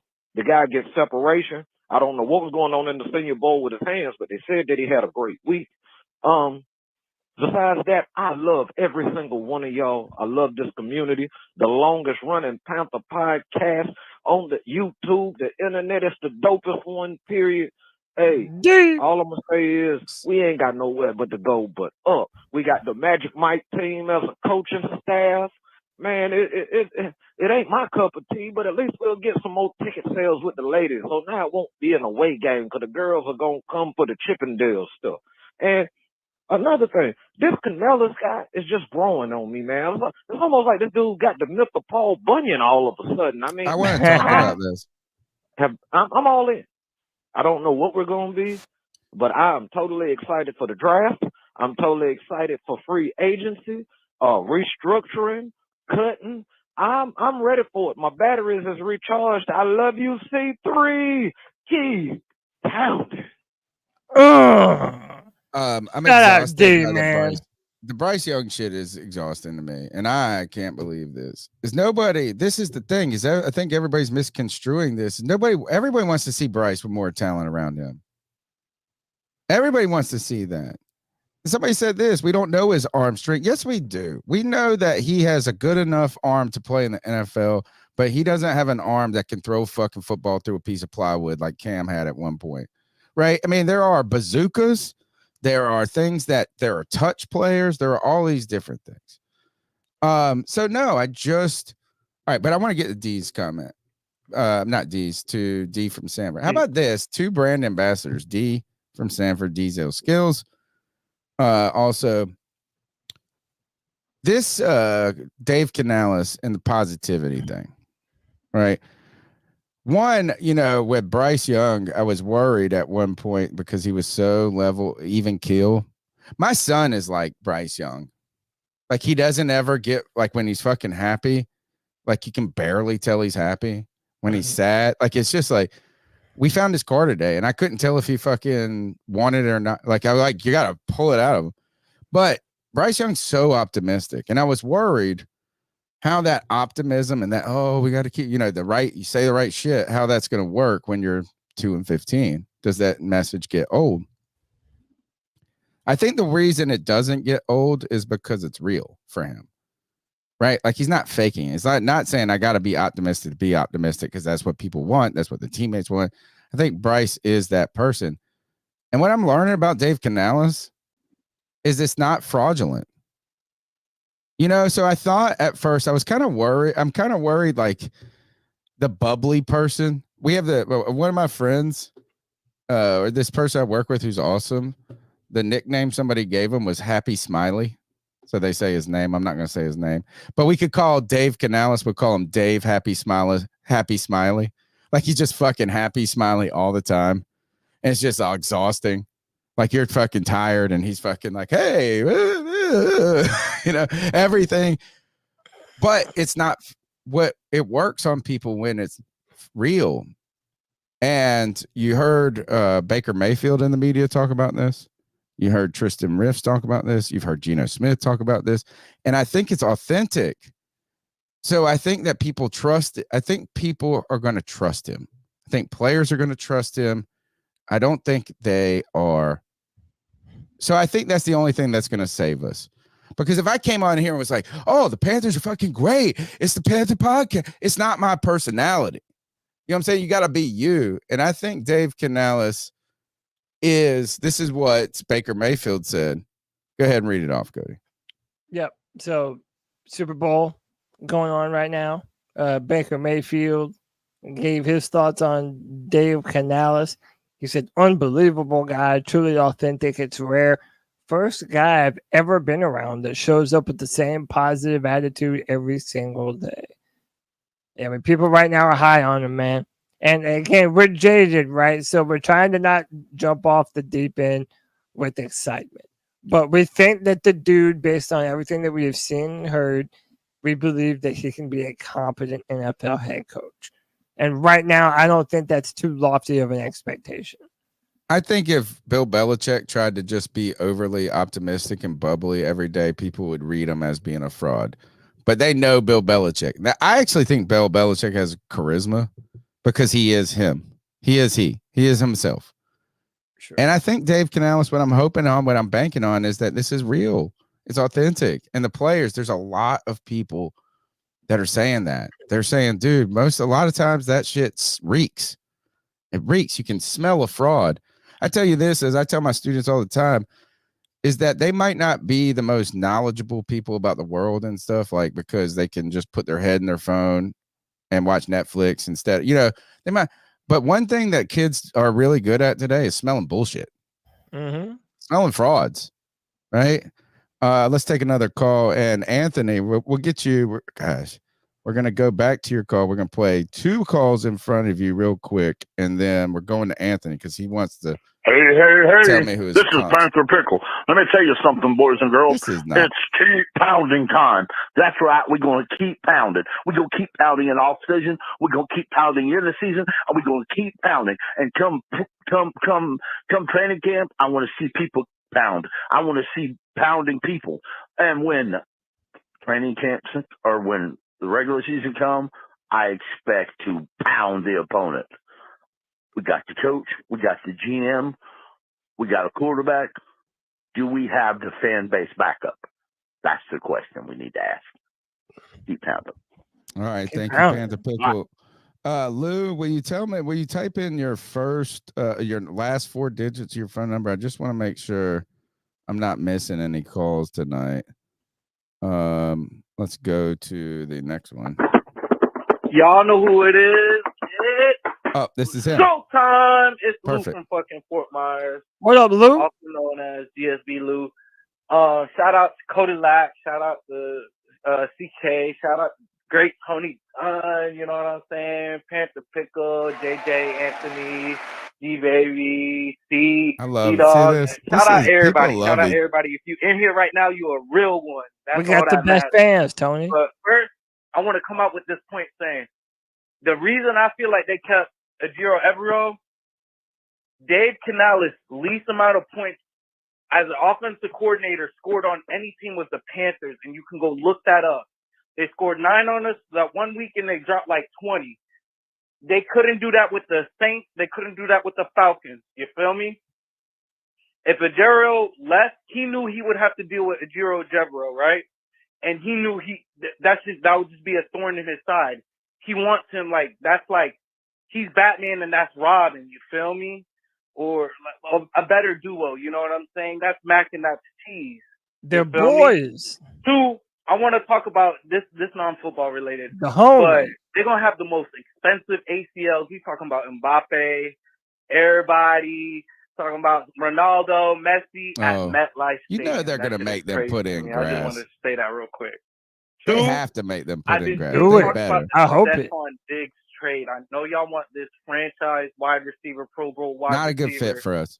Would y'all be down to trade Brian Burns in the 5th round pick to receive Stephon Diggs, 5th round pick? In a 5th round pick back to Buffalo. And I think, in my opinion, no. I'm gonna be real, nah. I wouldn't trade that up for Stephon.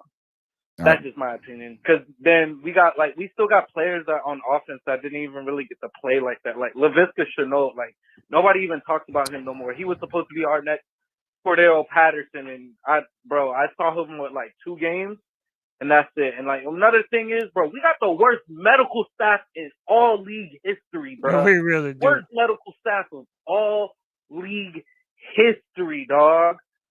Bro, think about it, bro. These people leave the Panthers and become tough as nails. I don't understand it. I really don't understand it, bro. But man, we're gonna go back to Fort you. Myers, man. Thank you, Lou. Give me your thoughts. He's got Give me another your- call. He's gonna talk about. We're gonna come back to his second call. 1 second. Just because he wants to talk about the comp. I want to bring this up. Is this trade? This is another thing that fucking irritates me. Is all these stupid ass. These people. You know what? Maybe it irritates me because I don't think of doing this shit more. Like making these graphics that somebody will go crazy. So it's like trade. And you just should make it shitty. Like the Jerry Jeudy one went fucking nutso because everybody's like, no, you know what I'm saying? It's like 9 million hits. Tell us about this one. And I think this is what he was referencing here. Yeah, this is from Michael Rimmer. This is put out by Great Honor. This is a trade for Stephon Diggs. I'm gonna be real. He was actually milling this. So, I mean, I've been on the record as being a big Stephon Diggs fan. Yeah, he's a great player. He kind of pissed me off at the end of this year. I'm not gonna lie, but this is the hypothetical trade. The Panthers received wide receiver Stephon Diggs, a 5th-round pick in 2020. That's supposed to say 4, right? They get an 8th. I think they get this year's first, right? It says 6th round. It says 5th round pick, number 156 overall. And 2023 6th round pick. That should say 20. Okay. All right. So you don't get any picks, fine. Basically, you're trading Stephon Diggs for Brian Burns. You're giving up a 5th, and you're getting compensation. Why did they say 2023 though? I think they're trying to spread 2 picks out over 2 years. They probably meant 2024 and 2025 is probably what they meant. Unless they meant 2 picks next year. You get 2 late picks, which I don't think Diggs. Look, I think Diggs is a great player.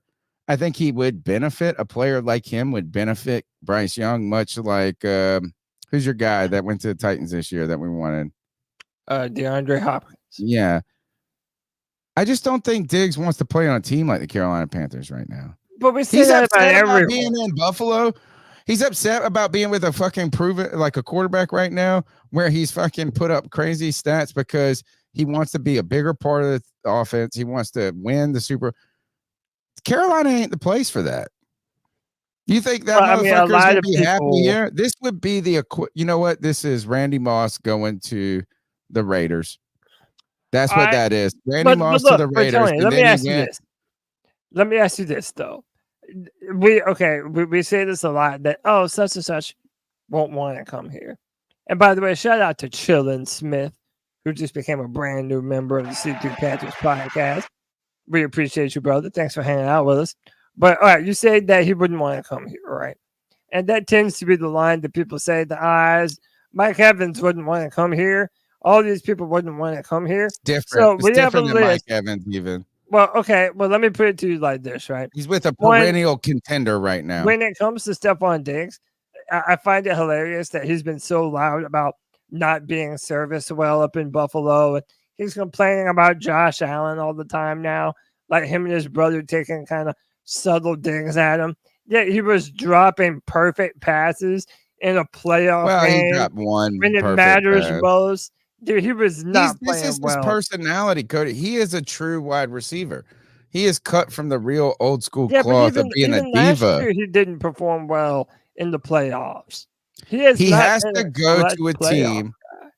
He has to be on a team where the quarterback has street cred enough to where his whining can just be whining. But if he goes to a team and plays with Baker Mayfield, he becomes Odell. Right? I mean, he becomes this and that. And where you're better than the quarter, he could go to somebody put the Chiefs. Perfect. Right? He has to go to a team where the quarterback can tell him to shut the fuck up. And he's kind of on that team right now. He's kind of on a team where people have sided with Josh. I don't really understand why he's upset, to be honest. I don't know where the disconnect has come about. It's so fucked up. I mean, Josh Allen and him have been an incredible duo the past. I 2 agree. years. I don't get it. And I don't get it. apparently they were friends. It just doesn't make no sense to me. So Tony, Because he's a diva. He's like Antonio Brown. You know, man, it's just turning in where you need to be the center of attention. That's the thing. Is, you know what? Maybe he's upset that Josh Allen is getting the superstar status. But dude, he's the quarterback. What did you expect? And more importantly, like next to Patrick Mahomes, he's probably the next quarterback that most GMs are picking next. What do you think he would say if he was on this Panthers team and Bryce is getting crushed by a fucking y'all thought the Robbie Anderson sideline freak out was bad? yeah. Bro, Stephon Diggs is gonna throw a fucking he just won't come to work, dude. I'll just be like, I'm good. You'll see him like hanging out with Antonio Brown. Yeah. So look, I wanted to talk about this since we're talking about receivers.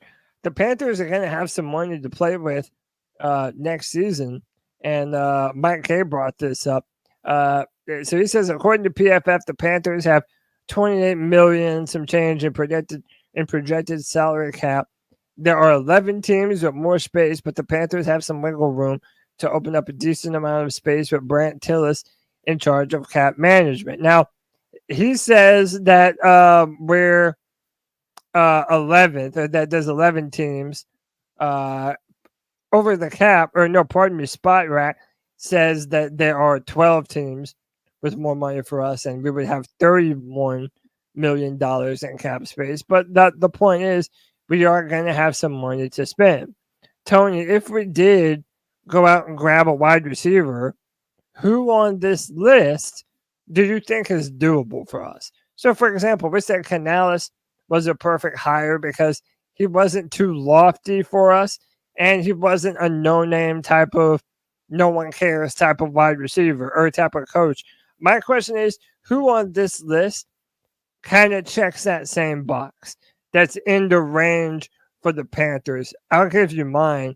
I've been saying Calvin Ridley. I could easily see Calvin Ridley being someone that not only... He lost a whole year of pay. That dude ain't taking no discount. Yeah, but I mean, based off of last year, you're not going to pay Calvin Ridley a boatload of money. I always liked Tyler Boyd. I always felt like he kind of got washed out amongst the like great receivers. Like I think he'd be a good 2, 3, but I don't know. I think the guy is Gabe Davis. And I don't know if it's the best for us, but deep threat. I mean, dude, I'll tell you who I don't want. How about this? I don't want Chase Claypool. All right. I don't want Josh Reynolds. I think Josh. I don't want Curtis. Yeah. I don't want DJ Chark. These are all just. This is. You know what? The whole list after. I would love to have Samuel back. Jesus. It's not a bad player, dude. I think the whole list after Marquise Brown is basically who we're gonna get. This is who we are destined to Everyone get. after Marquise Brown? Yeah, like Odell or Beckham. After Beckham, Osborne and below. These are the people that we're gonna fucking end up getting. We're gonna be like, oh, we got Donovan People-Jones and Equanimous St. Brown. This is fucking Panthers team right there. Is T. Higgins? That's not happening for us. I think it's too much. Not much, too much money. I just think it's like this: is that T. Higgins needs to go to a team where I don't think it's a good fit. And what I mean is a good fit because you get better with T. Higgins, but you get the star player, and are you going to fucking be able to make the most of him? I think you need. I like Calvin Ridley, Gabe Davis, Tyler Boyd, and I think that like Ridley would be a good player for Bryce. Separator, fast, went to Alabama. You know, I think that's a doable sign for us. All right, let's take another call, and then we got to get back to Anthony, who wants. What up, C3? It's Nick from Seattle. What up, Nick? Listening to Pod Live. You guys are doing such a great job, Tony. You're Thank you, guys. I don't think anybody's changing position. Let's be real. This isn't Madden. Like Icky's been playing tackle his whole life. Jeremy Chinn's been playing defensive back his whole life. Like, these guys aren't Shaq Thompson. Shaq Thompson played every position for UW, and then during the draft process, he says, I'm playing linebacker in the NFL. If anybody should have moved position, it would have been Shaq, because Shaq has played the position at a high level. He played it at D1 college. Shaq played running back in college, but that's a bad point. Ickey staying at tackle. He was top 50 in the league as far as tackles when grades go. His pass grade wasn't the best, but his run grade was pretty damn good. If he had a revolving door at left guard next to him, James Campen was reportedly the snitch of the team, so he probably lost a lot of faith there. Let's give Ickey another shot. He was the first tackle off the board, and he would have been the first tackle off the board regardless. I mean, Charles Cross played like 200 less snaps than Ickey, and his pass grade was only slightly better, but his run grade was much worse than Ickey's. Let's just give Dave Canales and Dan Morgan, let's give them a chance to cook. Let's see what they can come up with, because we haven't seen it. All of us who were here in 2003 know what kind of man Dan Morgan is. And in his opening presser, he had that same fire. You could see it. Everybody's talking like the Dan laser eyes. Dan Morgan's going to be a good GM. I think he's going to be to us what John Lynch was to San Francisco, but the difference is Dan Morgan has roots here. He's a Panther. Yes. He embodies keep pounding. You know, I think he's going to bring that back, that heart, that fire we've been missing. I think him and Dave Canales is Pete Carroll too. We could use that. We got a young team. We need some fire from our coach who wants to be excited, who wants to get people going. And I finally feel like we got a little bit of that back. So I'm just excited to see people cook, to see what we can do.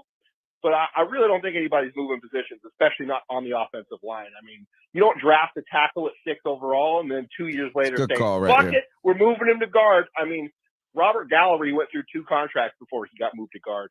So did that big motherfucker from the 90s that the Packers took. A lot of players moved not during their rookie contract. It's a good call. Keep up the good work, guys. Like, subscribe. Can't wait to hear more. Keep motherfucking pounding. Love y'all. It's a good call because of this, Cody, is Dan Morgan believes in Ickey.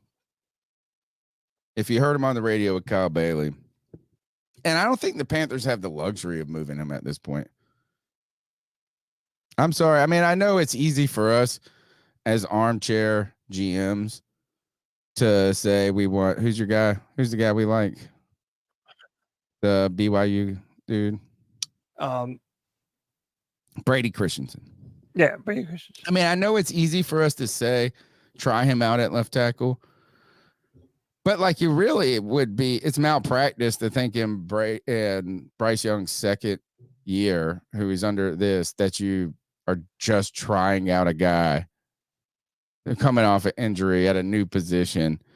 I just think it's going to be hard unless the Carolina Panthers aggressively and go get a guy who is a proven or a guy they believe is a proven left tackle. I think it's just going to be hard to move him because you want to talk about substituting. How are you going to fill the void is really the question. And you're just believing, but you're believing that that's going to automatically work. I think that's too risky. Is it more far-fetched than thinking that?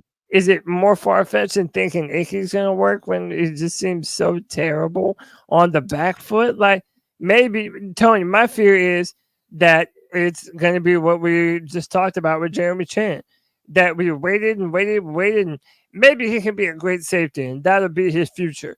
And then it just doesn't happen. Then you're at the end of the contract, and you're kind of still wondering what position that he plays and where you're going to put him. And then it's going to be time to pay him at some point. It's like, I would do this sooner rather than later. I know everybody says that because you drafted him at left tackle, that he has to stay there. I just disagree. I think that's a fair point, but I think the hard part, Cody, particularly with the offensive line, is that it's not just about Ickey. It's about now who do you put at left tackle? Who do you put? And I know that you believe that Brady Christensen can be, and he might be able to, but there's a lot of risks there too. Right. And I don't know if I'm willing to put all. I would say this is, you know what? If they get in a camp and they want to try Brady Christensen at left tackle and they feel like he looks good, then I'm, like, hey, I just don't think you can go into the season saying this is our plan. And I think that's been the problem with the Carolina Panthers is like the plan is fine when everything fucking works, but nothing fucking works. Somebody gets hurt, somebody sucks, somebody does this. So what happens then if Brady Chris, I don't know. It's a tough one. I just Good think call that though. malpractice is too strong of a word. Like that. Oh, you just can't do it. You can't play him at left guard. You just can't play BC at left tackle. I don't buy If you it. went I'm not and got into a vet, it. though, if you went and got who's the guy from Dallas? Who? The Dallas guy. He's like 90, isn't he? No, I mean, you know, like they said the same shit about the Alex Whitworth guy that went to the Rams. They said he was too old. He fucking had 3 good years in him. They said the same shit about who's the guy we got 2 years late. Okung. He left Denver. People were like, "Oh, he's too fucking old." Then he goes and plays 3 years. But let me play devil's advocate though. If there are players that don't want to come to Carolina, like a Stephon Diggs or a Mike Evans, then I can say the same thing about Tyron Smith, an older player. Why would Tyron Smith want to come here? Money, motherfucker. How much are we paying him? A lot. That's what left tackles get. Left tackles get. All right, but then you have to move Icky to guard. You have to at that point. Okay, that's the only way. I don't think you can. All right, we'll just keep going. Well, this will be a long conversation. Right. Let's go along. It's going to be a conversation throughout. Oh, y'all, I can't take it no more. First thing first, I want to say, Greg, welcome back. Greg, you gotta back me up. Boy, I can't take it no more. I said this shit in the beginning of the year that Bryce Young, if they would have had benched him, right? That he wouldn't be playing this fucking shit. I'm serious. And I said, if y'all start him, the same thing that happened to Zach Wilson is going to happen to Bryce Young. Y'all clown me. Y'all make me a villain. Everything. The only person that sat there and semi-agreed with it. He didn't agree with it all the way. But Greg, come on, man. And now he's looking like Zach Wilson. What?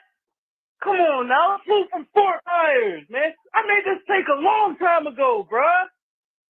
That's not the comp. Long time ago, bruh. Oh my God, man. Y'all got me feeling like Ray Lewis when I'm doing that dance in the end zone, man. Oh my God. Woo! Pull up on the receipt, bro. Pull up on the receipt. I think it was the first podcast I ever listened to y'all. My first call in. Bro. All right, interesting. Bro, you know what? We're gonna keep going, but I guess the question then is did you do a disservice to Bryce by playing him too early? Look, I don't think the physical comp, maybe because Zach Wilson isn't very big, right? He's not giant, but he's like 6'2". He's more athletic, I think, than Bryce. Maybe I'm wrong. I feel like he's just as mobile. I think he's got a bigger arm, but maybe we could split hairs over that. But I think the real kind of analogy or parallel between this is what CJ Stroud was saying, is that our development is not just based on ourselves, and Malik Willis, Trey Lance, they're projects. Zach Wilson, project. And when you throw them in, and this is the not for long league, bro. Like we don't have pay. Look, you guys are already giving up on Mingo. This motherfucker was a 2nd round pick. They gave up on Zach Wilson. That's the thing, is that, and maybe that's the benefit of a guy like Jordan Love. Yeah, dude, the Packers have proven the value in sitting your quarterback. I don't think it just means that they're going to be good, though. I think starting Bryce was the best option. I don't know. Maybe Dalton, okay, you didn't want to throw. Maybe we didn't start him from week 1. I don't think we have the luxury. Sometimes teams have a luxury of sitting these guys for like what Jordan Love did. But you also can't ask a guy like Zach Wilson to resurrect the fucking Jets when they've sucked habitually and he's coming from BYU. I don't know. I think we asked a lot on Bryce. That's my thing. Is I'm not down on Bryce because I think we expected too much out of Bryce. Lou said you didn't finish the call. Is that true? I didn't finish the call because he was just okay. He wants to hear. All right, they want to hear themselves. He said I was saying what you're saying. Okay, I know. All right, here. Now we gotta listen to the whole fucking thing again. Oh, y'all! I can't take it no more. I can't take it no more. Come on, let's see. Please fast forward. Sorry, Lou. This is my fault. I'm tired of shit. All right, here I'll read the transcript. Sorry. The transcript doesn't even get it right. Just you know what? I screwed you, bro.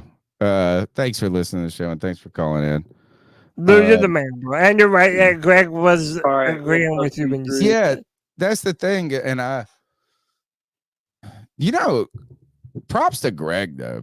If you were not a Bryce believer, so if you were someone like Greg, dude, this season was like a little bit of vindication. Well, that was the problem, is Greg became the battleground for what was to come. Greg was on the front lines of this because he went out there and said something that people didn't want to hear. And then Greg looked for any verification evidence afterwards that he was right because he got attacked so much. Yeah. Right. And so the thing is, in your experience, you became actually the next person on this list, Cody. And that's when you made the comp of Brock Purdy to him. That's where it is. That's what we see is this, is the attack is this, is that the attack is we just don't want to fucking hear this shit. And then you're going to find everything you can. Greg was on the front lines. Let's just give him credit for that. Oh, absolutely. I'm back. I just first, before I do the player comp thing, I want to give my stance on this. If you say Drew Brees, I'm not shitting on Brock Purdy. I think Brock Purdy is a solid quarterback. But my point is that we're comparing these people to Bryce when all I've been asking for we're comparing Bryce to them. See what Bryce looks like in an average situation. These quarterbacks with like Tua and Brock, they have the best offensive weapons in the league. We're not going to be able to give that. That's not the question. That's why the comparison is dumb. Obviously, no, yes, it's not. It's hard for any quarterback to succeed in what we did last year. Even when Dalton was starting, we still didn't win. How is that making the comparison a lot of bad? Holes on the roster. It's not. That's all I was getting at. Is like, yes, you're obviously, actually agreeing. In my personal opinion, if Bryce Young was on the 49ers, I think he could do a better job than Purdy. Okay, fine. He could be better than him. Stating like we're judging a guy. No, we're not. Like, we're complimenting. Is probably Brock Purdy just based on the measurables. Well, I haven't even. If Brock Purdy's peak is being a game manager in the best offense in the league, I just want to see what Bryce Young can do in an average offense. We saw him in games where he had time and he looked good. You're expecting him to do more than Brock? Like my what? Player comp for him is nobody. You want to know why? Oh, nobody. The best players to play in the NFL don't have player comps. Oh, hang up. No, hang up. Move on. I don't want Bryce Young. I'm sorry, Anthony. You're dancing around in circles. Making a better case. And the point is this, is no one is saying Brock Purdy is a better player than Bryce Young on a 1-to-1 comparison. Right? You are also saying you want to see him on the Dolphins. You want to see him on this. Yes. Brock Purdy has had the benefit of being on a good team. But this motherfucker has exceeded his station. What is the attribute that Bryce Young has? All right, so then let's say two of them. And then you know what you're going to say is, well, if fucking he was on the Dolphins, he would be better than Tua. Fine. That is my point. Everyone pretty much agrees if you put Bryce on San Fran's team, he obviously looks better. No one is saying that he doesn't. Wouldn't Tom Brady be great on San Francisco? Tony made the point earlier that you wouldn't compare him to Josh Allen for obvious reasons. He doesn't have the height. He doesn't have quite the mobility. He doesn't have the arm talent.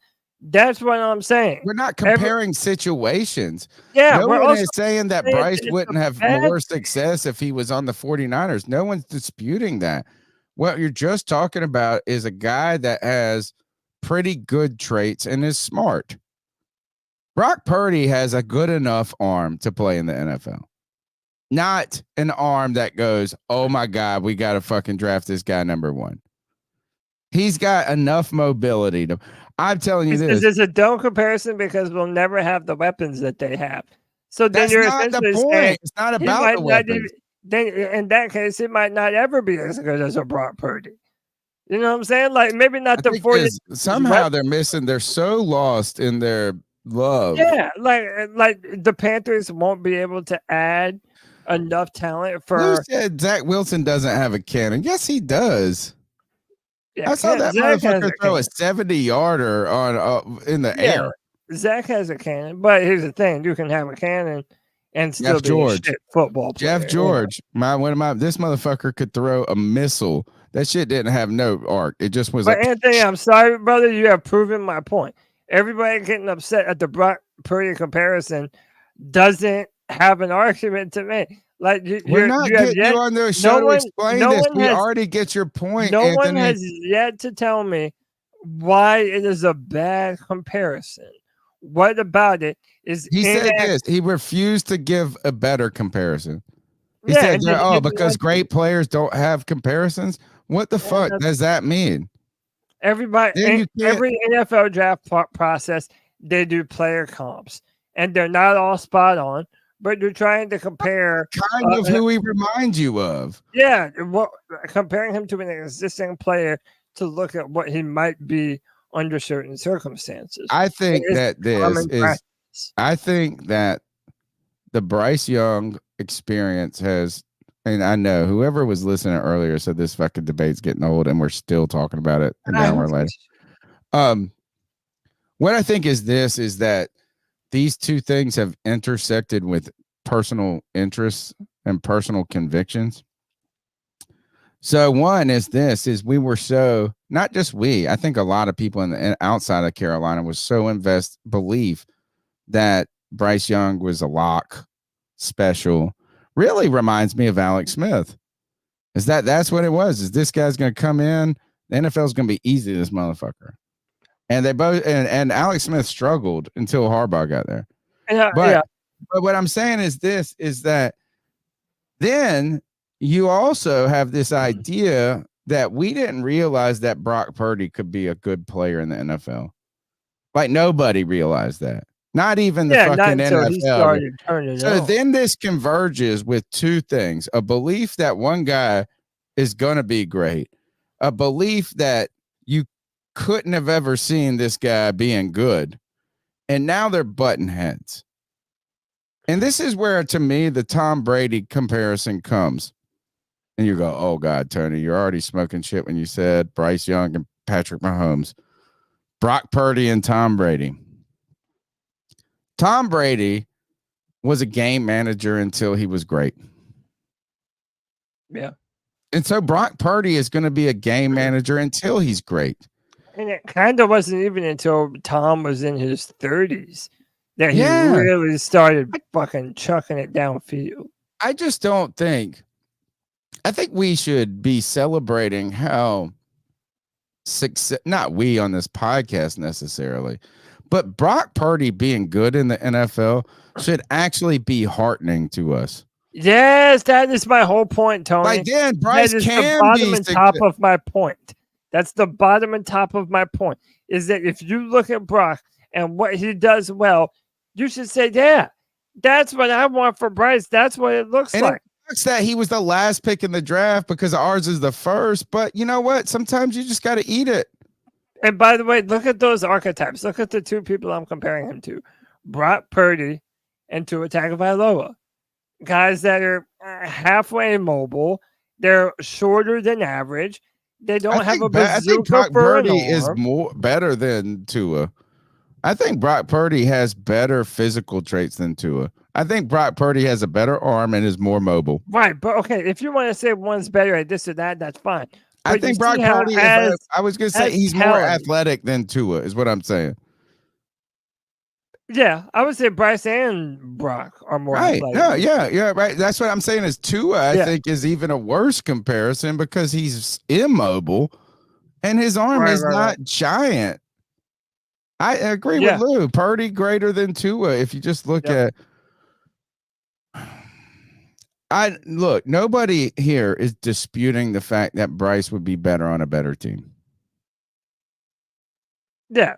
And people saying that, like using that as an argument, that's how you're letting me know that you're missing my point. Because everybody unanimously agrees that Bryce would be better on a better football team. But and Purdy would be worse on a worse. Yeah. That's the fucking point. Is the entire NFL is based on, that's what Cam's point is. There's only like 3 or 4 guys that are at a level that supersede that conversation. Dude, the moral of this There's story, only 3 or 4 quarterbacks, and Patrick Mahomes is that guy, unless Kelsey turns out to be the blanket. But my point being is this: there are only a very few players that thrive in situations that aren't great. Look at any position group. And Brian Burns is another great example. How many times are you going to tell me this is how great Brian Burns would be if he was on a better team?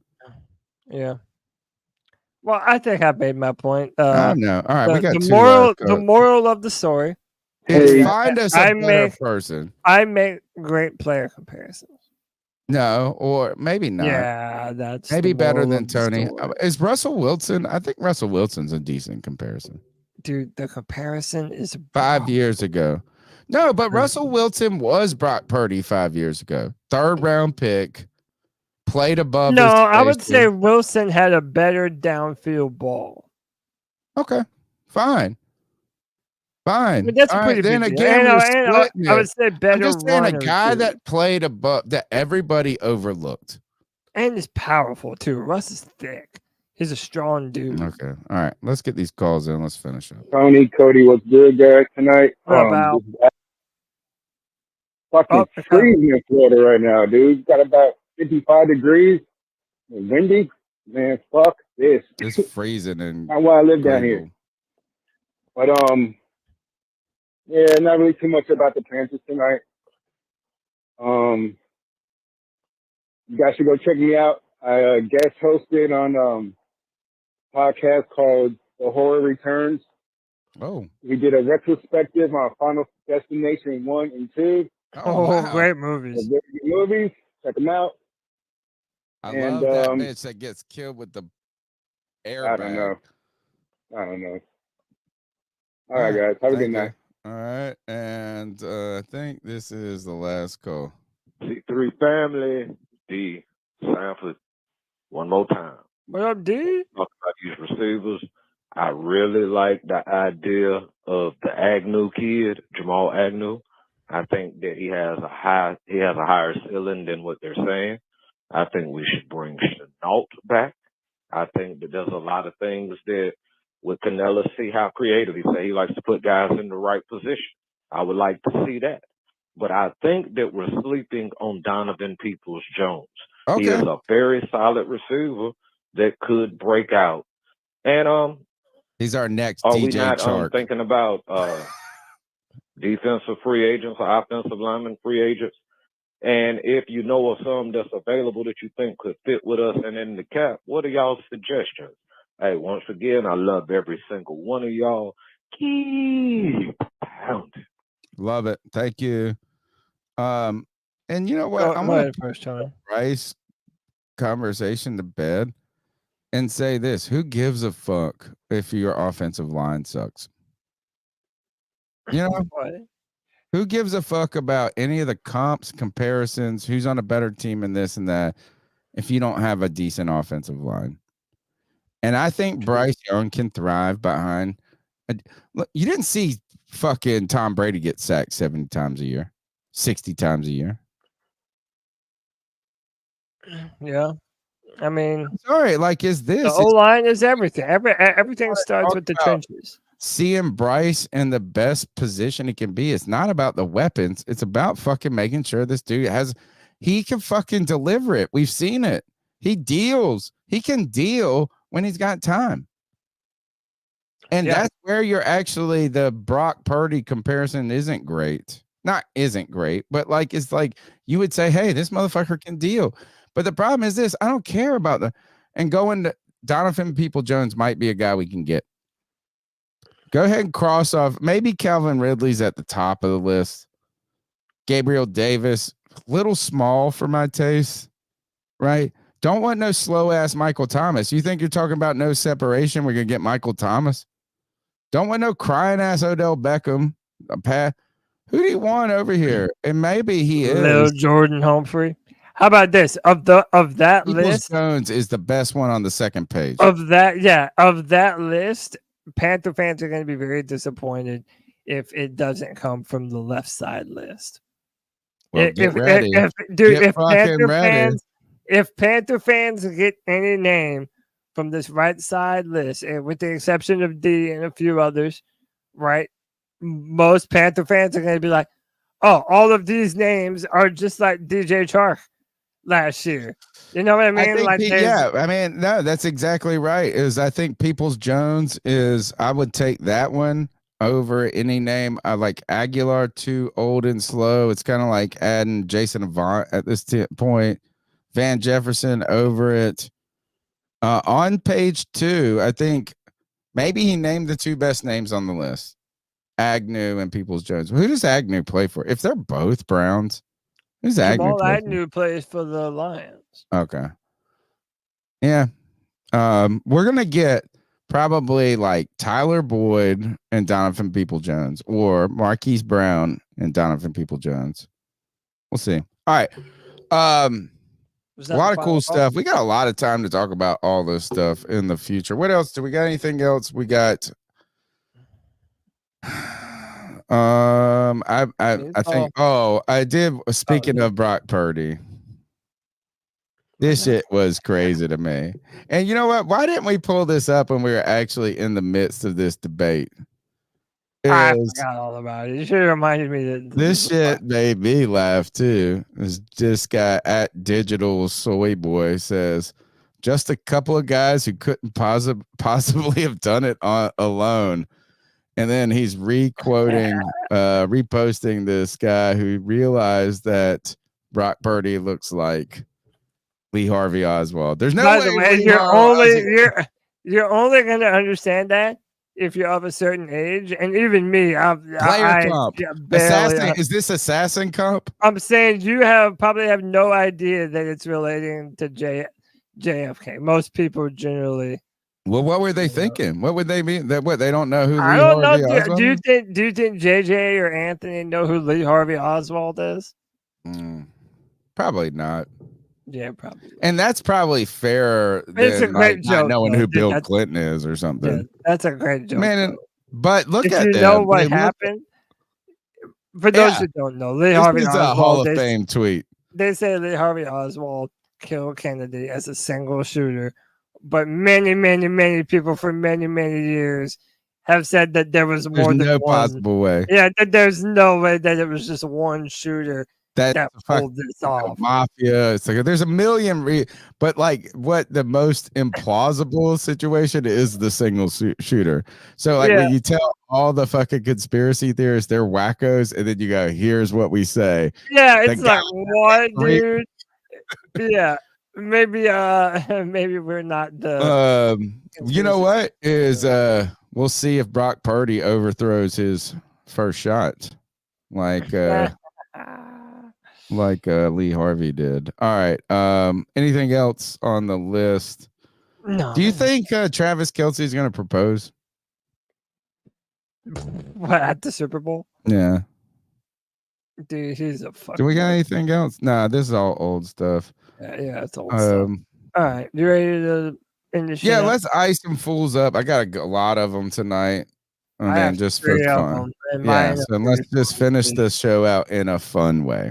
All right. The longest running Panthers segment in all of Panthers podcasting.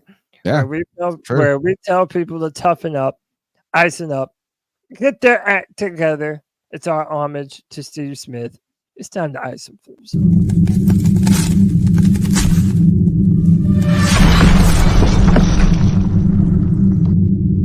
Ice up, son. Ice up. Our homage to Steve Smith, where we tell someone to ice up, toughen up, to get it together. What you got for us? Yeah, so let's just ping pong. If you're on a bike, and there's going to be kind of a trend with mine today. If you're on a bike, dude, you got to watch where you're going, especially when you're hauling ass like this. Yeah. How did two people fall? Like, they both hit the same shit? Yeah, they both didn't see the chain in the way. One more time. Oh, there's a chain? Yeah, look. Oh, it's they like both there's hit the same shit. Yeah, there's I no passing chain. No trespassing on that shit. You know that. All right. This one made me laugh like a motherfucker. I got some fun ones, or I hope I got them saved up. This guy called this kid. His dad's fighting over his kid with the cell phone store, and these guys called his kid a liar. Y'all some nut ass shit, man. Give my shit, dog. I see where he get it from. Got my shit on some real shit. I smacked you. Get the fuck out of here. I need to do something. This motherfucker said this. He said, "I'll smack you," and then he lined up at this little kid. Look at this little kid. No fucking hesitation. 6-year-old son a fucking liar. The fuck is you talking about, dog? You right. Y'all some nut ass shit, man. Give my shit, dog. I see where he get it from. Got my shit on some real shit. I smacked you. Get the fuck out of here. Oh, you better fucking stop talking shit, brother. This little kid fucking lined you up. He said, "I'll smack you," and that motherfucker blasted him. Love it. That's a gangsta ass kid. Yeah. Shout out to him, man. Smack that motherfucker wild. All right. Listen, if you're gonna go and check out waterfalls, bro, don't stand too close. Whoa.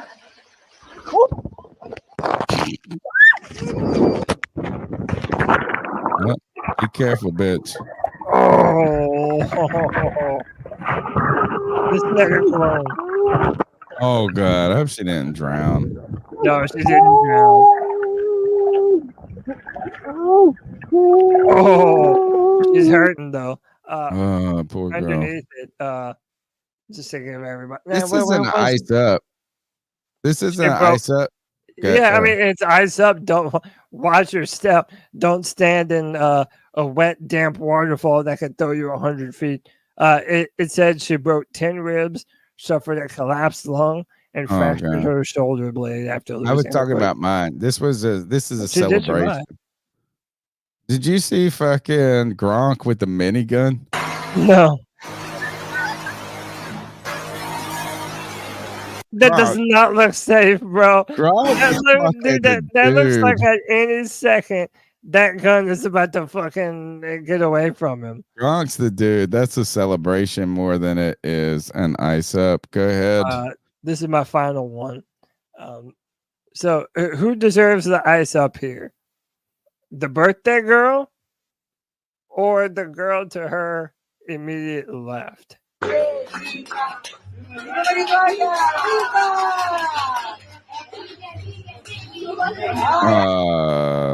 girl.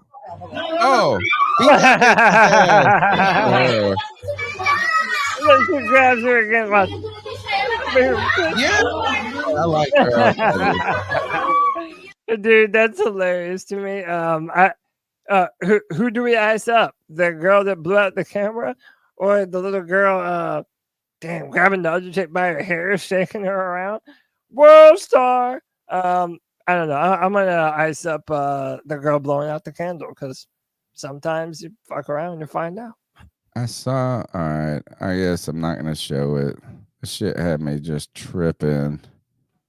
I don't know why I giggled so hard, but it was these guys in a department store. And they were dressed as mannequins, like they fucking God. I even went and found it earlier tonight. Just I for bet you the I can day. find it. I know what video you're talking about. And they throw the shit at the lady when she's walking by. Yeah, I bet you I'll find it. God, I even went back and looked it up because I knew I wanted it, but I put it in the bookmarks. I'm in my bookmarks. Where are you? Oh, did you see the dude that punched yeah, I got it. Oh, did you see LeBron's toe? Oh no, I found my bookmarks. Did you see the dude that punched the kid in the convenience store? Yes, yeah, that's on my list too. Yeah, and then I found that. Fucking walloped here. This shit made me laugh. I don't know why this tickled me so much, but this shit just made me giggle over and over. These guys throw this bag at her, and then you hear him gulp.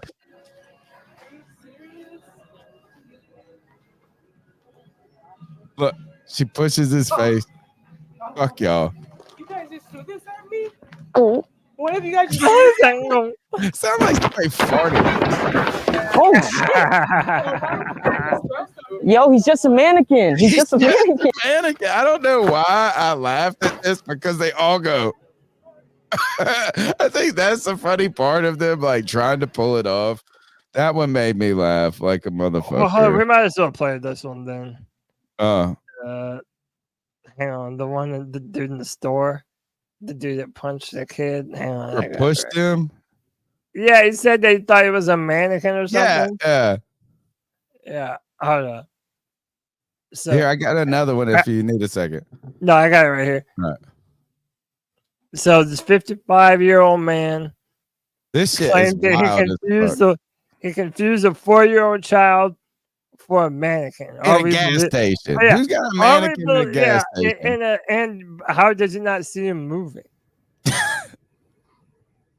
And why does he do that, man? I like the dad that comes in here. Fuck you, motherfucker! Yeah, touch my kid like that. Boom. I beat that old guy's ass too. He deserves every bit of it.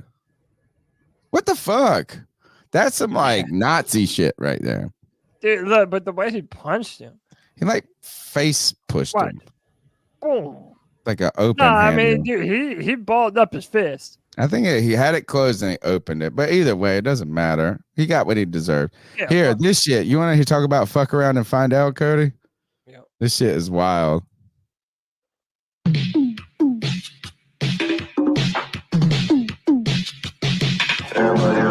Oh my god. Demonetized for the music, but good God, don't do shit like that. The internet has ruined everything. That's my podcast. Oh no, I got one last one. This shit. This is how old I am, bro. Wait a minute, what? Last night I don't know. I know. This is how I looked at it too. I was like, what does this mean? And then you got to get in the comments, right? To figure out someone. It's Hitler hot dog your sister. Last night I Hitler hot dogged your sister. This is what Hitler hot dogging means. The sexual act that involves inserting a hot dog into someone's rectum, then eating it out while simultaneously. No. You think that's bad? No. While simultaneously performing the Nazi salute saying "Sieg Heil." Whoa! To the world. Dude, I saw. What the fuck? What the fuck? I mean, like, that's not even a real thing. That's the C3 Panthers Podcast, brought to you by CarolinaCatChronicles.com, where every Tuesday night we chop up the latest Panthers news and opinions from the fan perspective. Dude, I was in the line picking my kids up. You know, you're like waiting, and I was scrolling. And I was like, what is this? You know, because I'm not even really good at those picture comparisons. So I get in the comments, and that's what it said. I said, what the fuck? Dude, that's y'all just made, like, y'all are just dumb. I love it. I love it. All right. Take us out of here, Cody. Hey, man, this is the C3 Panthers Podcast. We'll find some reason to talk for 3 hours. Our ice up picks have just become people halfway dying and just. Gosh, we're demonetized for our Panther pick for our ice up picks each week, probably. C3 Nation, we out of here, baby. So Super Bowl. I guess we're picking. You're picking. I'm picking the Chiefs. I'm done picking against. I'm not surprised if the Chiefs win, but I'm picking San Fran. Just for Wilkes and CMC. Well, all right, we're out of here, Panther Nation, until Friday at 7 p.m. for the Friday Free for All, where you can join the show, be a part of the show. Until then, until next time, keep pounding.